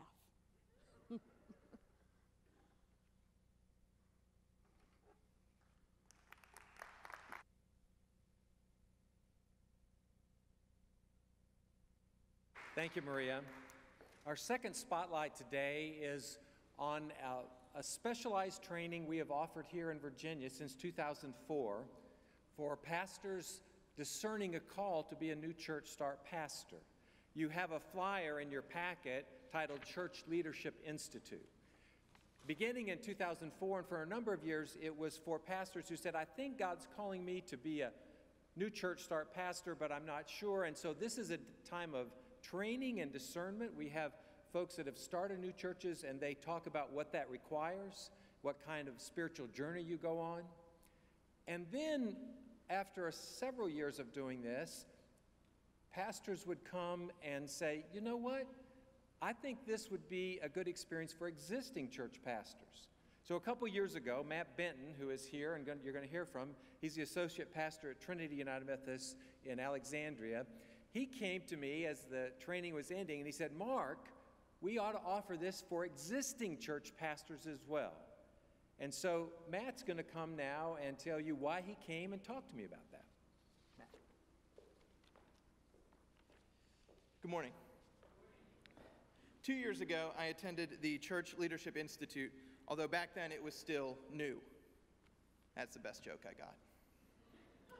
Back then, the focus was on new church starts and identifying clergy leaders who are equipped to start new churches. I went because I was encouraged to go, but in reality, I didn't know if I was being called to plant. What I received, however, was a crash course in church leadership from Jim Griffith that provided a wealth of information that I could use immediately in my current, existing, 240-year-old church context. I am here today a better clergy leader because I attended that conference. And I'm here today to recommend to every pastor that you consider attending the Church Leadership Institute because it will make you a better clergy leader. And recognizing that there are a number of dedicated laity here today, I'm here to tell you that you should encourage your pastor to attend this conference because it will help him or her reach new people for Jesus. These are pretty audacious claims, so I'm going to take a few moments to back them up. At the CLI, Jim walks you through the changing landscape of church leadership in a way that's helpful for both church planters and existing church pastors. Let's face it, we all have to reach new people if we're going to thrive. You'll take the DISC inventory to better understand who you are as a leader, your traits, your internal motivators, growth areas, and your ideal setting. You'll also understand the characteristics of others and how to relate best with your leaders. Lastly, you'll be led through an exercise to help you understand your ideal place within team project. How do you like to work? What phase of the work suits you best? And how do you relate with other team members along the way? All of these facets are discussed through the lens of behavior, because our past behavior is the greatest indicator of who we are and who we will be as a leader. Speaking for myself, I found it freeing and refreshing to be told that it was okay to be me, that it was of most benefit to understand who I am in order to understand how I will be as a clergy leader. God created me individually and uniquely, with many foibles and idiosyncrasies. God then called me with those foibles and idiosyncrasies to be an ordained pastor. Rather than try to be someone else or something else, the CLI begins with the assumption that God didn't make a mistake in creation or calling, and helped me best understand what me being called means. The CLI helped me understand how I behave as a leader, how I can be most effective as a leader, and how to grow as a leader. God has created you uniquely and individually, just the way you are, with all your own foibles and idiosyncrasies. God has called you as you are, fully knowing what that means. I believe that the CLI can help you better understand what that means for you, better understand how you behave as a leader, how you can be more effective as a leader, and how you can grow as a leader. So if you're a pastor, please go home today and prayerfully consider attending the Church Leadership Institute in Richmond in November. If you're a layperson, please go back to your church and encourage your pastor to prayerfully consider attending the Church Leadership Institute. I truly believe that this conference can help all clergy in all churches in all contexts be more effective and more fruitful, reaching new people for Jesus Christ. Thank you. Thank you, Matt. I believe we are now on break till 11:25. Ask Maria Dixon to come back and bring us the next part of what she's got. Wow, Tom, I can't believe you brought me back up here, but okay. Friends, I'm glad for those of you who are in our remote locations. I'm sorry if my body was wavy. That could be quite frightening. It's okay. It's okay. Just hold the hand of the person next to you. You'll get through it. I forgot to say greetings from my bishop, Bishop Mike McKee, and the North Texas Annual Conference. We love your bishop, and I wanted to extend that to you and extend greetings also from my senior pastor, Reverend Paul Rasmussen at Highland Park United Methodist Church. And so I didn't want to not be a good Southerner and give proper greetings where they were required. Our next section is called Straight No Chaser. And yes, I mean it just like that. I know, you're Methodist, you don't know what it means. Trust me, just hold on. But things that are straight and no chaser tend to burn. And so we're about to cause a little burn. We're going to talk about communications and relationships and why we don't get it. And this is going to sound a little bit like my lecture to my comp theory class, because part of it is. But I want you to understand, one of the problems we have is we really don't understand communication. Kathleen? The goal of communication is shared meaning. The goal of communication is the formation of shared meaning. Notice I didn't say to be heard. The goal of communication is shared meaning. Many of you, Kathleen, have probably seen this, and we call it the old linear model of communication. Everybody goes, oh yeah, that's communication. No, that's not. That's not. It's actually an old-fashioned way of looking at communication where we privilege the source. We think something happens in the middle, and then we assume that there's somebody on the end who understands what we're saying. Communication scholars have developed a newer model called the transactional model, in which we recognize, and I'm also going to draw on the board because I'm too short to reach up to the screen, we recognize that there's a you, and there's a me, and there's a whole lot of stuff that gets in between me and you, and it keeps us from communicating. But the more we can bridge the gap between you and me so that we actually have a sweet spot of overlap, that's when communication really happens. I'll give you an example. My husband is from San Antonio, Texas, by way of Forsyth, Montana. I am from LA, Lower Alabama. Stephen, I want a shout out for that. That's right, my buddy back there from Lower Alabama. Anyway, in the South, in the deep South, I know Virginians think that they're Southern, and let me tell you, we will check the number of Waffle Houses you have, but, we're not sure. So here's the deal. In the deep South, everything is Coke. Sprite is Coke. Dr. Pepper is Coke. Everything is Coke except sweet tea. So my husband happened to go into my mother's kitchen in Georgiana, Alabama, and he said, Mother, do we have any Coke in the refrigerator? And she said, yes, son, there's some in there. He opened it up, his little Forsyth, Montana self, and he saw Sprite, and he saw something she got at the Kroger and some other things, and he said, Mother, there's no Coke in here. And she walked in, she said, son, with all that education, you can't see all this soda?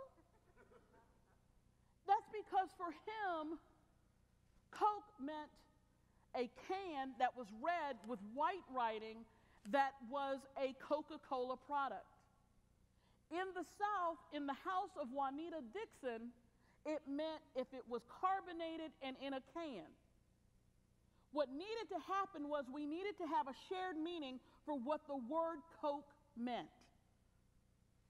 And that's only then when you can have communication, is when we are able to have that overlap between my meaning and your meaning, when we are able to transcend my stuff and your stuff, and we can find a point of intersection.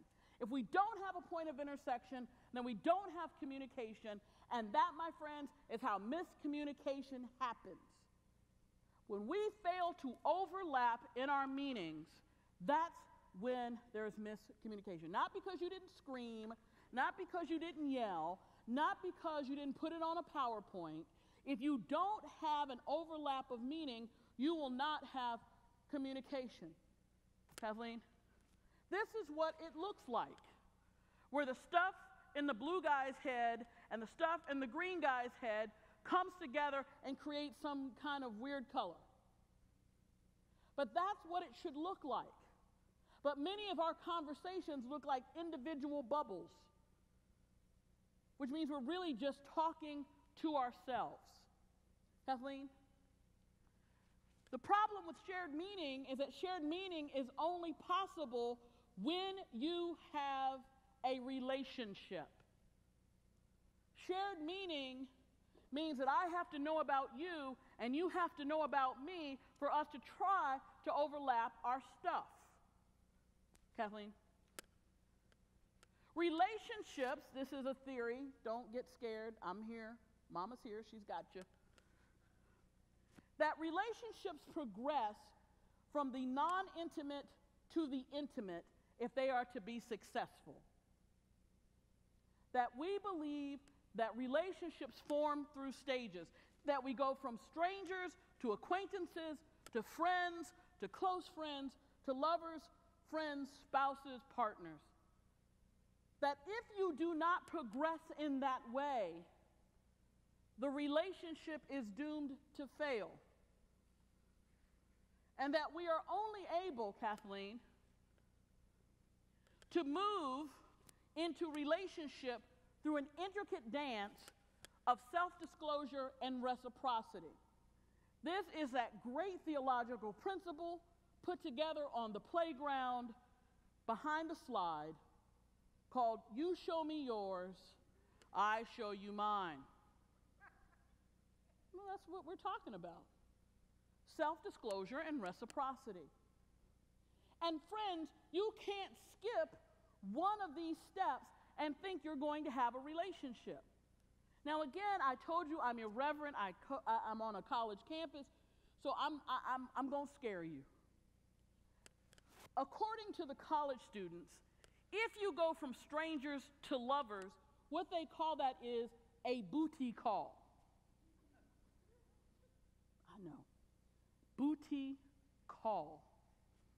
What that means is we have engaged in an intimate act, but we have no relationship to support it, and we have no intention of ever coming back to it again.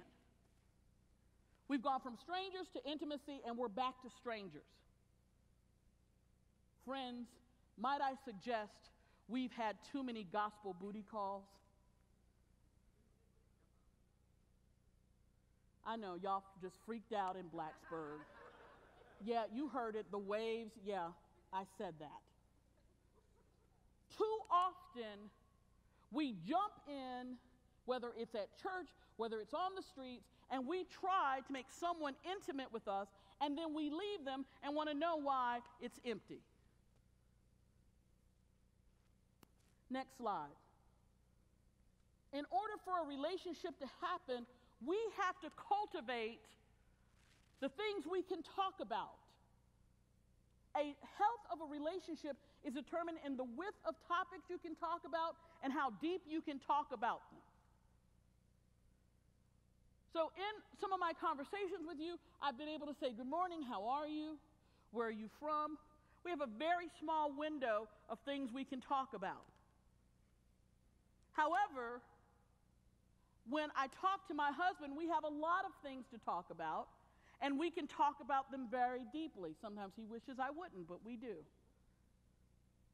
So the more you can talk, we call it peeling the onion. Our goal in development of a relationship is to peel the onion to get to the heart, and that requires pulling back the layers.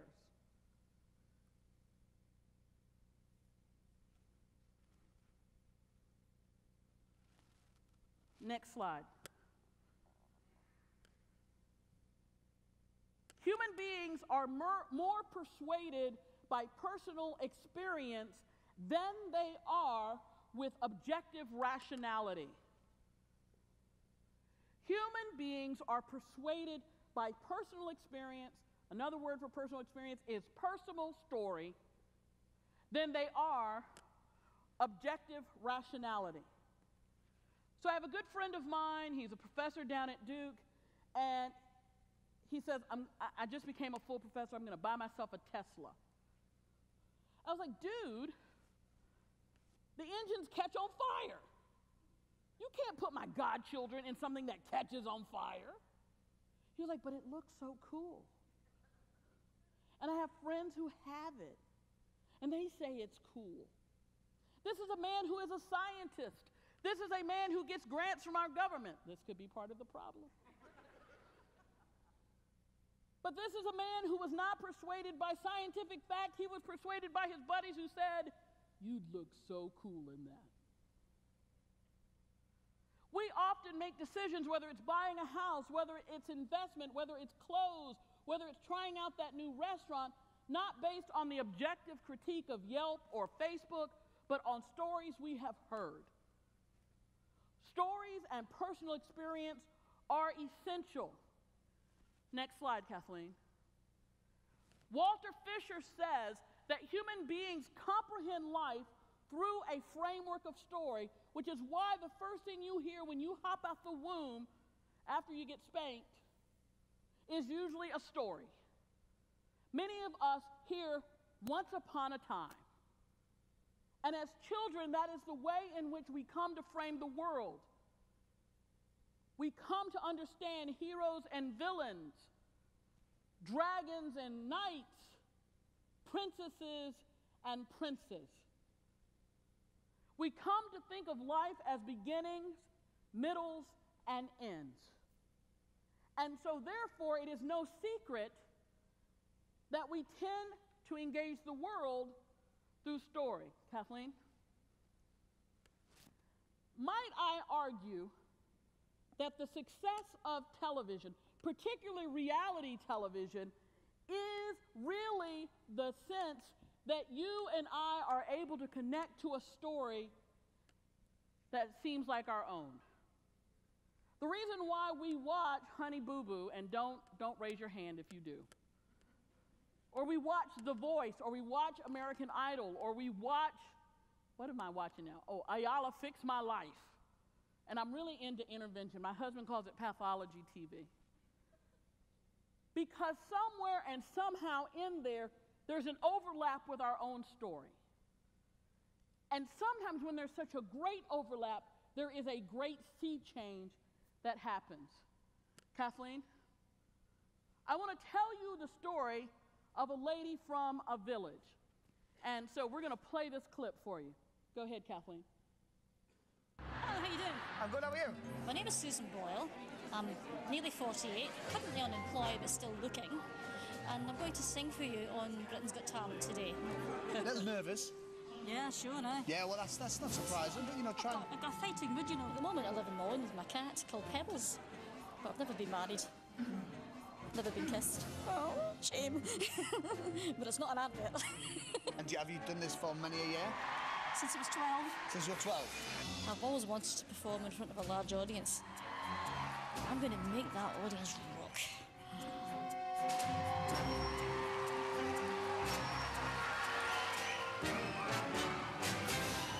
Hi, what's your name, darling? My name is Susan Boyle. Okay, Susan, where are you from? I am from Blackburn near Bathgate, West Lothian. It's a big town. It's a sort of collection of, it's a collection of villages. Had to think there. And how old are you, Susan? I am 47. And that's just one side of me.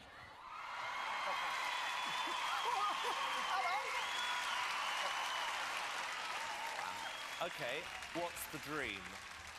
I'm trying to be a professional singer. And why hasn't it worked out so far, Susan?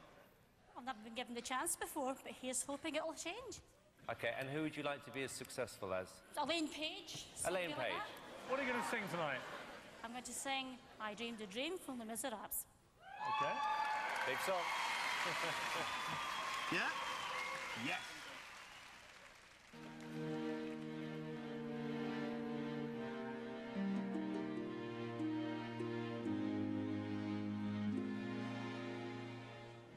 I dreamed a dream in time gone by. When purpose mine life was living. You didn't expect that, did you? Did you? No. I dreamed that love would never die. I dreamed that God would be forgiving. I was young and unafraid.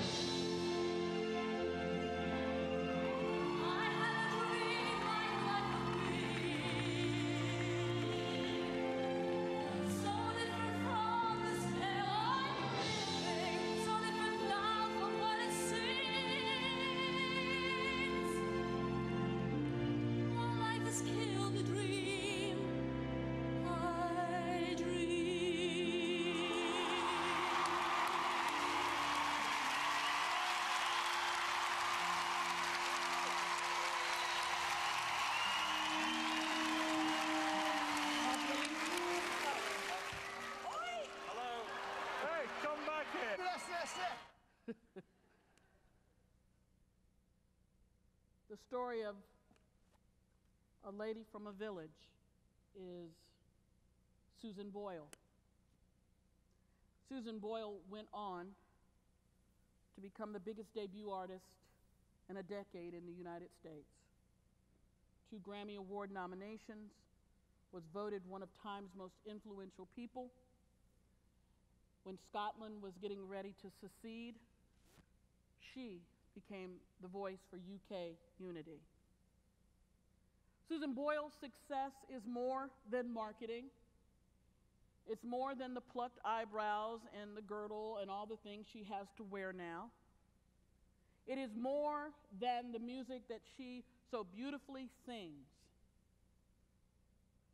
What Susan's success comes down to is the fact that you and I and the 156 million people who have clicked on this video over and over and over again, it's the story that we identify like Susan about being judged because of our size, because of what we look like, because of our ability, because of our age, because of our personal wealth.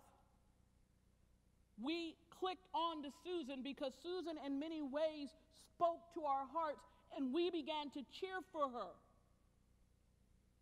We saw how they laughed at her. We saw how they discounted her. We saw when she said, "I want to be a professional singer," how they outright laughed in her face. And Susan's story, though grounded in her beautiful music, reminds us that no matter how many times we are counted out, we can win. It's the same story that we saw in Rocky. It's the same story that we see in Invictus. It is the same story that we see in Rudy. It is the same story we see Timeless. And why do those movies sell well? Because there's something within us who believes that shares that experience. Next slide. Therefore, friends, I argue there is a direct relationship between the strength of a relationship, the ability to create shared meaning, and the power of experience and a story. So here's what I'm arguing. If you were my class, you'd be playing on Facebook right now.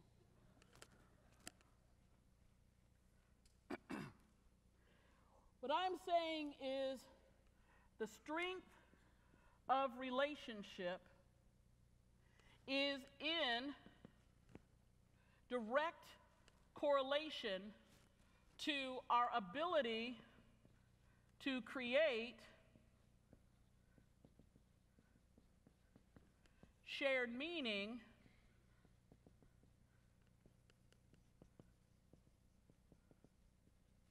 plus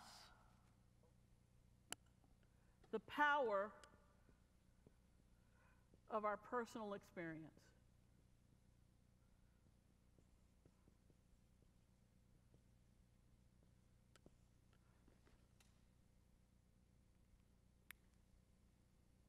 Kathleen? We call this relational intersectionality. I'm glad you have the slides. Didn't know green wasn't going to show up well.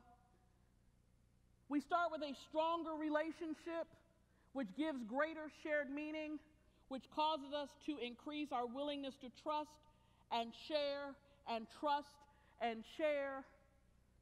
When we have increased our trust and our ability to self-disclose, we're willing to hear and share stories. When we're willing to hear and share stories, our relational satisfaction goes up. Then what happens is, because our relational satisfaction goes up, we're willing to share more meanings. And then our stronger relationship. And friends, that is a cycle. That as our relationships get stronger, we share more. We go deeper with one another. Then we're more willing to listen. We're more willing to engage. And the more willingness we get when we engage and share, the happier we are. And the happier we are, the more we want to share. Next. Relationship, story, and authenticity of experience are now required to teach millennials in the college classroom. The way that I learned how to teach is no longer valid in the college classroom today. We have to engage them not just with our fantastic theoretical brains. We have to bring them in through story. We have to give them an authenticity of experience. Kathleen. This gentleman jumping up is my former dean, Dr. Jose Bowen, who is now the president of Goucher College, which is not too far from here. Jose has an award-winning book, and he asked the faculty during this 10-year project, while he was my dean, to learn how to teach naked. Trust me, that was a little frightening. We were like, wait a minute, I knew he was freaky. He's a jazz musician. But what he meant was stop allowing the technology to get in the way of real interaction in the classroom. That his concern was that we had become too dependent upon PowerPoints and textbooks, and that we had lost the ability to truly connect with our students. And what he argued was that technology is fine when you're away from your students. But when you're seeing them, get the slides out of the way and talk to them. It's considered revolutionary. It really is. Next slide, Kathleen. Experience and genuine engagement is a key predictor of faith engagement for 18 to 22-year-olds. You're like, what did she just say? If you want to know what makes 18 to 22-year-olds want to engage the church, it's authenticity and genuine relationship. And you may be saying, well, how does she know that? I'm going to show you. Working with Michael Graves, my former research assistant, Jain Young, Amy Cromas, Dr. Greg Armfield, we did a study. We're still doing this study, based in great part with Kendra Dean out of Princeton, trying to understand. She looked at high school students. We decided to look at college students to add the rest of the picture. And what we wanted to understand was the religious information-seeking behavior of 18 to 30-year-olds. What we wanted to really understand was when they have questions of faith, where do they go? If they've left church, who are they going to? What makes them likely to choose that source? What we did was we reached out to over 800 students from UCLA, Ball State, University of Missouri, Alabama, Vanderbilt, Duke, USC, New Mexico State, UTEP, Stanford, and the University of Missouri. So we tried to cover all of the geographical areas. Let me show you our key takeaways. The internet and Facebook were their least favorite ways of engaging the conversation of faith. I know that flies in the face of everything you hear. But the one thing one person said to us is, the last place I want to see a preacher is on Facebook. That's my realm. I don't want faith advice on Facebook. I'm not going to look at your page. I don't care about your page. And I don't care that you've learned how to tweet. What we also found is that this group does not care about our stand on social issues. They cared more about whether there was a message that connected to them. They were harsher not on the stands of a church for a particular ideology or social issue, but rather, can that preacher preach? Can they tell me a story that will resonate with me? Of those who had truly left their faith foundations, and what makes our scholarship so interesting is that we looked at those who had left their home faith. And we wanted to ask them, why did they leave? And what did they miss after they left? And they said, here's what they missed. They missed their friends, but they did not miss their pastors or their youth leaders. Finally, what we were able to determine is that if we wanted to know the satisfaction of this age group, 18 to 30 years old, if you want to know what makes them satisfied when they're dealing with the faith community, it was about genuine relationship. That it was more, Kathleen, than a potluck or a mission trip or a cool and catchy worship, which we have invested a lot of money and a lot of time in. It's about a sustained crock-pot relationship that is rooted in mutual experience and shared meaning. Now again, I'm not trying to cast aspersions on your southern roots. I'm just not sure. Now in the Deep South, we use something called a crock pot. The crock pot requires at least 8 hours in order to create a good pulled pork sandwich. Now you could go get, a microwavable pulled pork sandwich, but I promise you, while it may leave you filled, it will not leave you satisfied. But I promise you, especially if you have mine, which is infused with root beer and other things, you will leave not only filled physically, but satisfied, because the cooking process of infusing all of those juices allows for there to be a sharing and a complement of all that with the meat. Friends, what I'm arguing for, what I'm saying to you, we've heard from young people, it is not the time of your worship. That would help. It is not the programs that you have. You can program to the dogs come home. But if you don't have anybody engaging in genuine face-to-face relationship with these kids, you might as well just call it a spiritual booty call. Because what you're training them to do is to come in and use your gym, to have your food, to sit and listen to a speaker, and then they're gone for the rest of the week. Without anybody to talk to, without anybody to engage with. And you think by sending out a tweet, that is a relationship. That's not a relationship to them, and you know it's not a relationship to you. Next slide, Kathleen.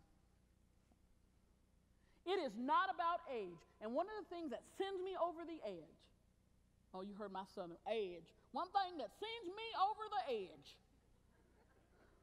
is this obsession we have with youth. We can't have enough babies to drive down our median age. So let's get over that right now. And everything young doesn't mean it's good. What it comes down to is that you don't need a whole lot of young people to bring young people into church. What you need are older people who can tell a story and connect with those young people. Because what they're looking for is not people their own age. That's the blind leading the blind. And they know that. What they want is somebody their parents' age, their grandparents' age, who are not their parents or their grandparents, that they can confide in because they see the wisdom. They know that it's there. The problem is we walk by them. We don't talk to them because we've already been told that we're useless to them. And they never said we were useless. We said we were useless. Next slide. The Fount is a catechesis experiment that my husband developed after we came back from that very traumatic time in England. He wanted to understand how could a real, genuine experience be had that would change young people's lives. And so he went back, like I guess a good Duke Divinity graduate, and went back to Christian history and said, how did we used to form the most faithful? And he thought about catechesis.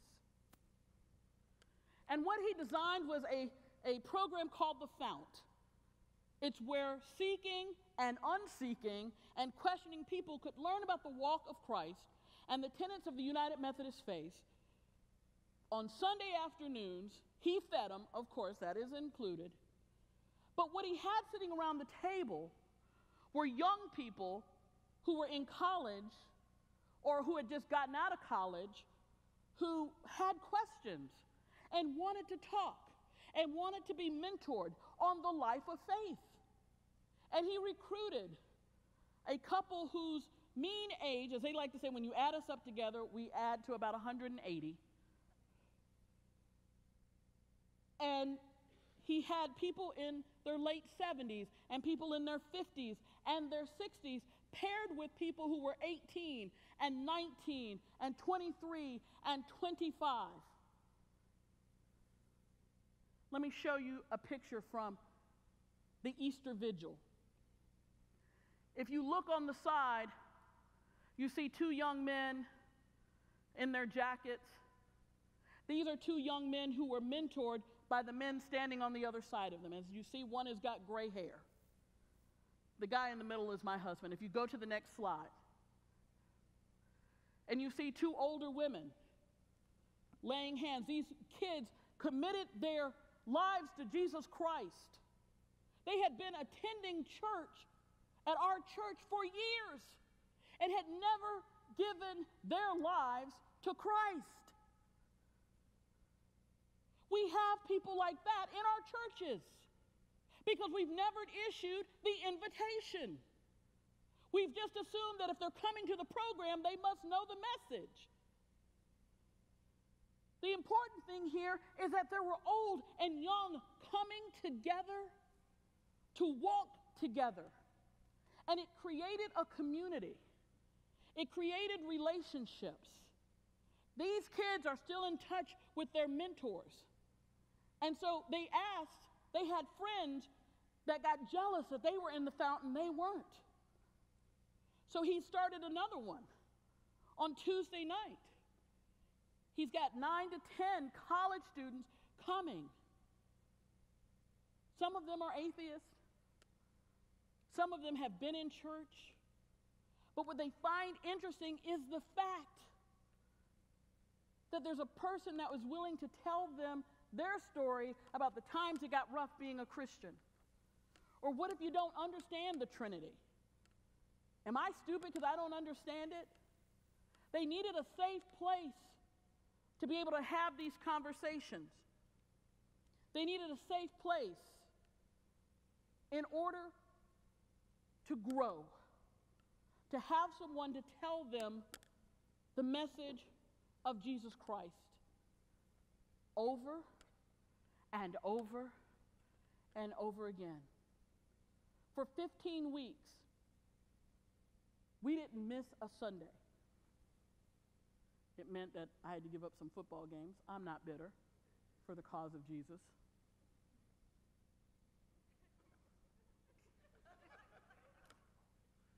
Remember us at 3:30.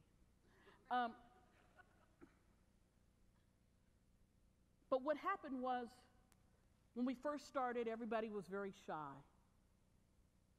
Nobody barely talked.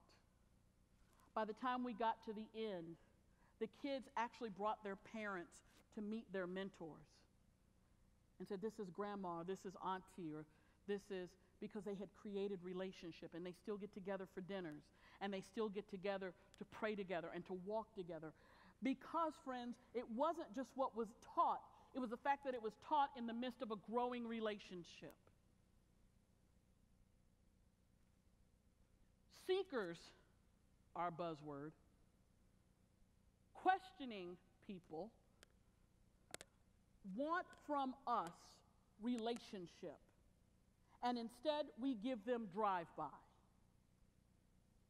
We have to fundamentally change the way we have been engaging the relationship. We have to change the way that we are dealing with the people in our lives. Many of us have people who we assume have heard the gospel and never have. Because we've never asked the question, because we don't have that kind of relationship. So the question I would ask you is, what kind of relationship do you want? What kind of relationship are you willing to engage in? Friends, when I say straight no chaser, I mean it's time for us to look at what kind of relationships we've been building, how we've been building them, and whether we have been intentional in trying to get to know people or just trying to get butts in seats.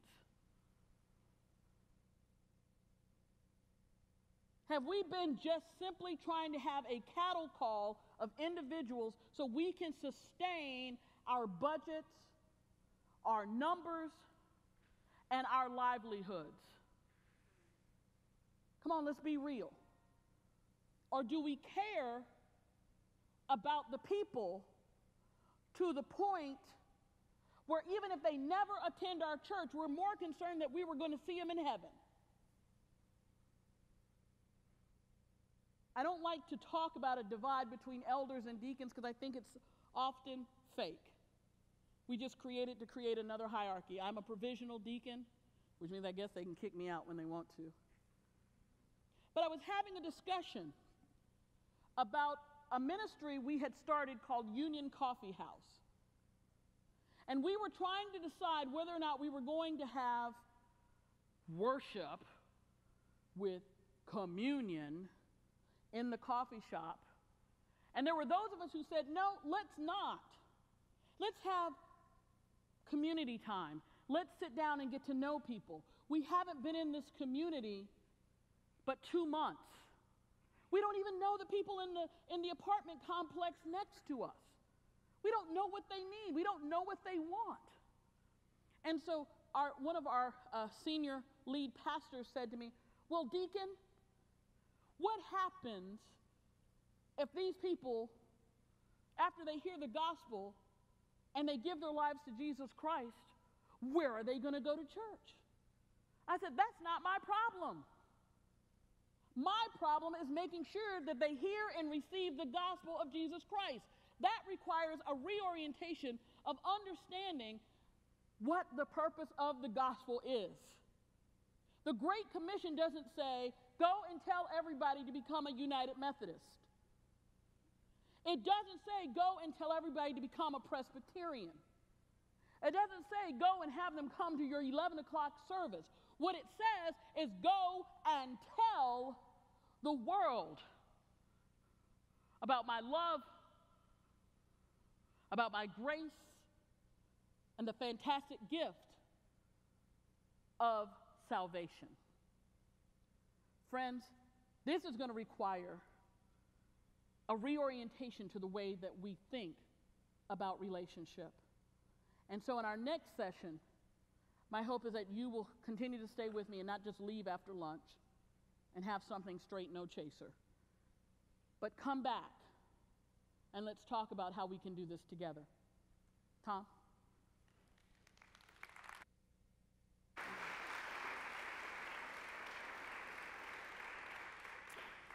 Our third spotlight is on a workshop we've been holding for the last 2 years. And Maria, it is based on relationships, relationships, relationships. So thank you for the introduction. In the spring of 2012, we began offering a workshop called How to Reach New People. There is some information about this in your packet. The workshop teaches us how to create a culture of invitation for existing churches using what Maria has just talked about, building relationships. We now have had 115 churches take part in this workshop that trains a team, lay and clergy, for a day and a half. And then they have a 6-month plan that they follow. Emily Moore is the pastor of Warsaw United Methodist Church on the Fredericksburg district, and she comes now to share with us the impact that this workshop and the way they have turned it into an action plan at her church, the impact it's had on her ministry and on the ministry of Warsaw Church and on the community of Warsaw. Emily.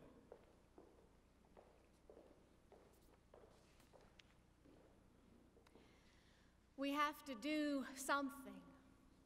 We are in dire straits, about to collapse on ourselves. That was a comment I heard when I first arrived at Warsaw United Methodist Church some 15 months ago out on the Northern Neck. Compare that to a conversation I had yesterday with our lay leader when I asked him, what do you think about this reaching new people? How has God used that in our congregation? And he said, we were apples and oranges before, not even communicating with each other.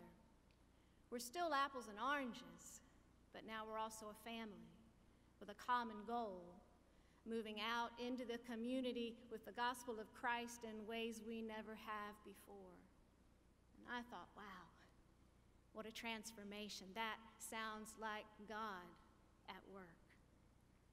15 months ago, I had never heard of reaching new people, but this congregation had. And they had already sent a cadre of leaders that spring to attend the training. And so when I arrived, here were church leaders eager to engage in personal, interactive evangelism that is relational and community-based. What a gift and a blessing. So I decided I better catch up to where they were. So the conference provided a catch-up training for pastors like me. And once we were all on the same page, we put together a 6-month plan and discussed how we could best share the initiatives of this training with the larger congregation. So we crafted together a sermon series that I called, We're Not in Kansas Anymore.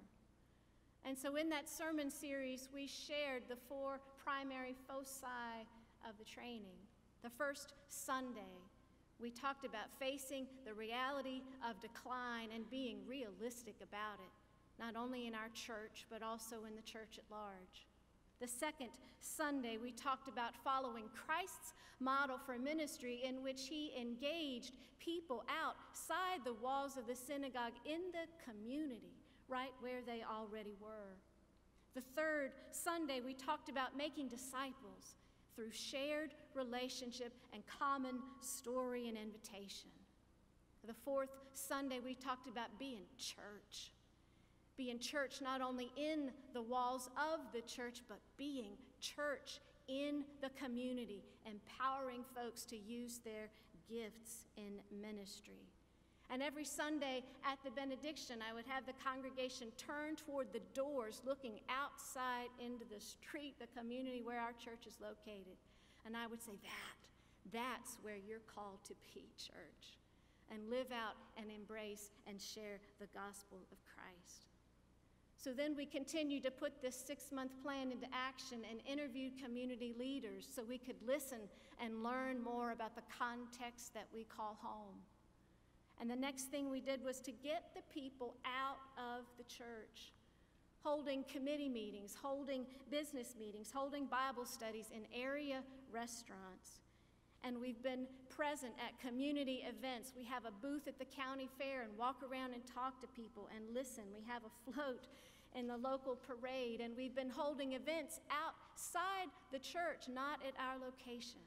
For instance, this year we had the Easter egg hunt, not at our church where 7 or 8 kids would have shown up, but at the town park, the playground, where over 100 kids came to the community Easter egg hunt this year, and we walked around and just talked to folks while it happened. We've been taking prayer walks through the main street where our businesses are located, and prayer walks through the neighborhoods in which the church is located. And when we have that monthly food pantry to which over 500 people showed up yesterday, we sit down and just talk and share stories. And I've gotten some great recipes for fish, and I found out where some of the best locations are for doing fishing out there on the northern neck. And one way that we found that's been a helpful way to engage the larger congregation and give them just a place to start, some point to move off a go, has been an idea we adopted from Rise, Amanda Garber's congregation in Harrisonburg, called Love Wednesday. And every other Wednesday, we choose folks in the community whom we want to meet and honor and thank. So we put together gift bags. We call them Love Wednesday bags with bottles of water, homemade cookies, thank you cards, things. And so we show up and surprise people where they work. And we tell them it's our day to just kind of love on them and thank them for all they do. We showed up, we've thanked so far the postal workers, the custodians at the local school, the cafeteria workers, the bus drivers, the social workers, the linemen who work for the local electric company. And we have had more fun sharing those stories in worship and sharing those stories with each other. And not only did we decide it was time to get the people out of the church, we needed to get the pastor, me, out of the church as well. So what have I been doing? I set up regular office hours at the local coffee shop in town and hang out and listen and talk to folks. I volunteer at community events through the Rotary Club and work out at the local YMCA and talk to folks while I'm there. And a lot of us try to go to as many high school ball games as possible so we can sit and talk and build relationship. And then they asked me to be the first ever Little League chaplain this year, and I don't know the first thing about throwing a baseball, but it's really about relationship and not about baseball, isn't it? And the other thing that I've tried to do is walk as much as possible in the community and intentionally not drive my car. So I walk up and down the sidewalks and meeting the business owners and the folks who are walking up and down there as well. And one thing that the coach for Reaching New People has taught us to do is shared ministry, reminding us that we are all on this same team. It's not my church, it's not their church, it is Christ's church. And so I've involved more and more people in pastoral care, and I take folks with me when appropriate to the hospital on homebound visits and trained a bunch of folks to be communion ministers, and they are absolutely having a ball living into some of those baptismal vows we talk about. As a pastor, it's my joy to celebrate this new definable outward focus and this long-term relationship building process, but it is also a struggle because it is messy and holy, and I don't know what happens next. Are there lots of new faces on Sunday morning? No, not now. Those changes haven't begun to happen, and it's not even really about numbers. It is about long-term relational evangelism rooted in the context of community. So we must pray and be patient and be diligent and continue to seek God's will and let the Spirit lead us out of the church and out of our comfort zones again and again and again. As we live in a tough place where unemployment is high, and 6 of those businesses on that main street where I walk have closed down in the 15 months I've been there. And other business owners tell me it's a struggle to keep their doors open. The population in our town is expected to decline even more. And this is where we live. And this is where we are to live out and embody the gospel of Jesus Christ and share it. So, our church, in order to help us maintain focus and accountability, signed up for a full year of coaching with Reaching New People. And we signed up for a second year not too long ago in one of our church council meetings to help us maintain that energy and focus and direction and accountability. What are some comments I heard lately? There was a gentleman who had a flat tire by the church the other day, and I went out to help. I'm not much help, but I could be company. And he said, "Do you know this church?" And I said, "Yeah, a little bit." And he said, "I heard they're big into the community. I heard they love people and they care about them." Music to my ears. And there was another lady who stopped by the church this week, and she said, "You should have heard us at the coffee shop, Pastor Emily." I said, "What did you do?" She said, "We were sitting down talking to some of our neighbors, and we invited them to church. 3 of them, real people." I said, "Way to go." And there was a longtime member at a board of trustees meeting the other month who looked at me and said, "We were getting stale as a church. We have life again." Where have I heard that before? Something about leaven in the dough. Something about dry bones doing some rattling in a valley. Something about a stone starting to budge. Sounds like God at work to me. It sounds like hope. I am more than curious to see what God will continue to do with the apples and oranges that make up the body of Christ at Warsaw United Methodist. And I look forward to the messy, holy adventure that we've undertaken together in the name of Christ. So may we continue to follow Christ into the community, because that is where he already is.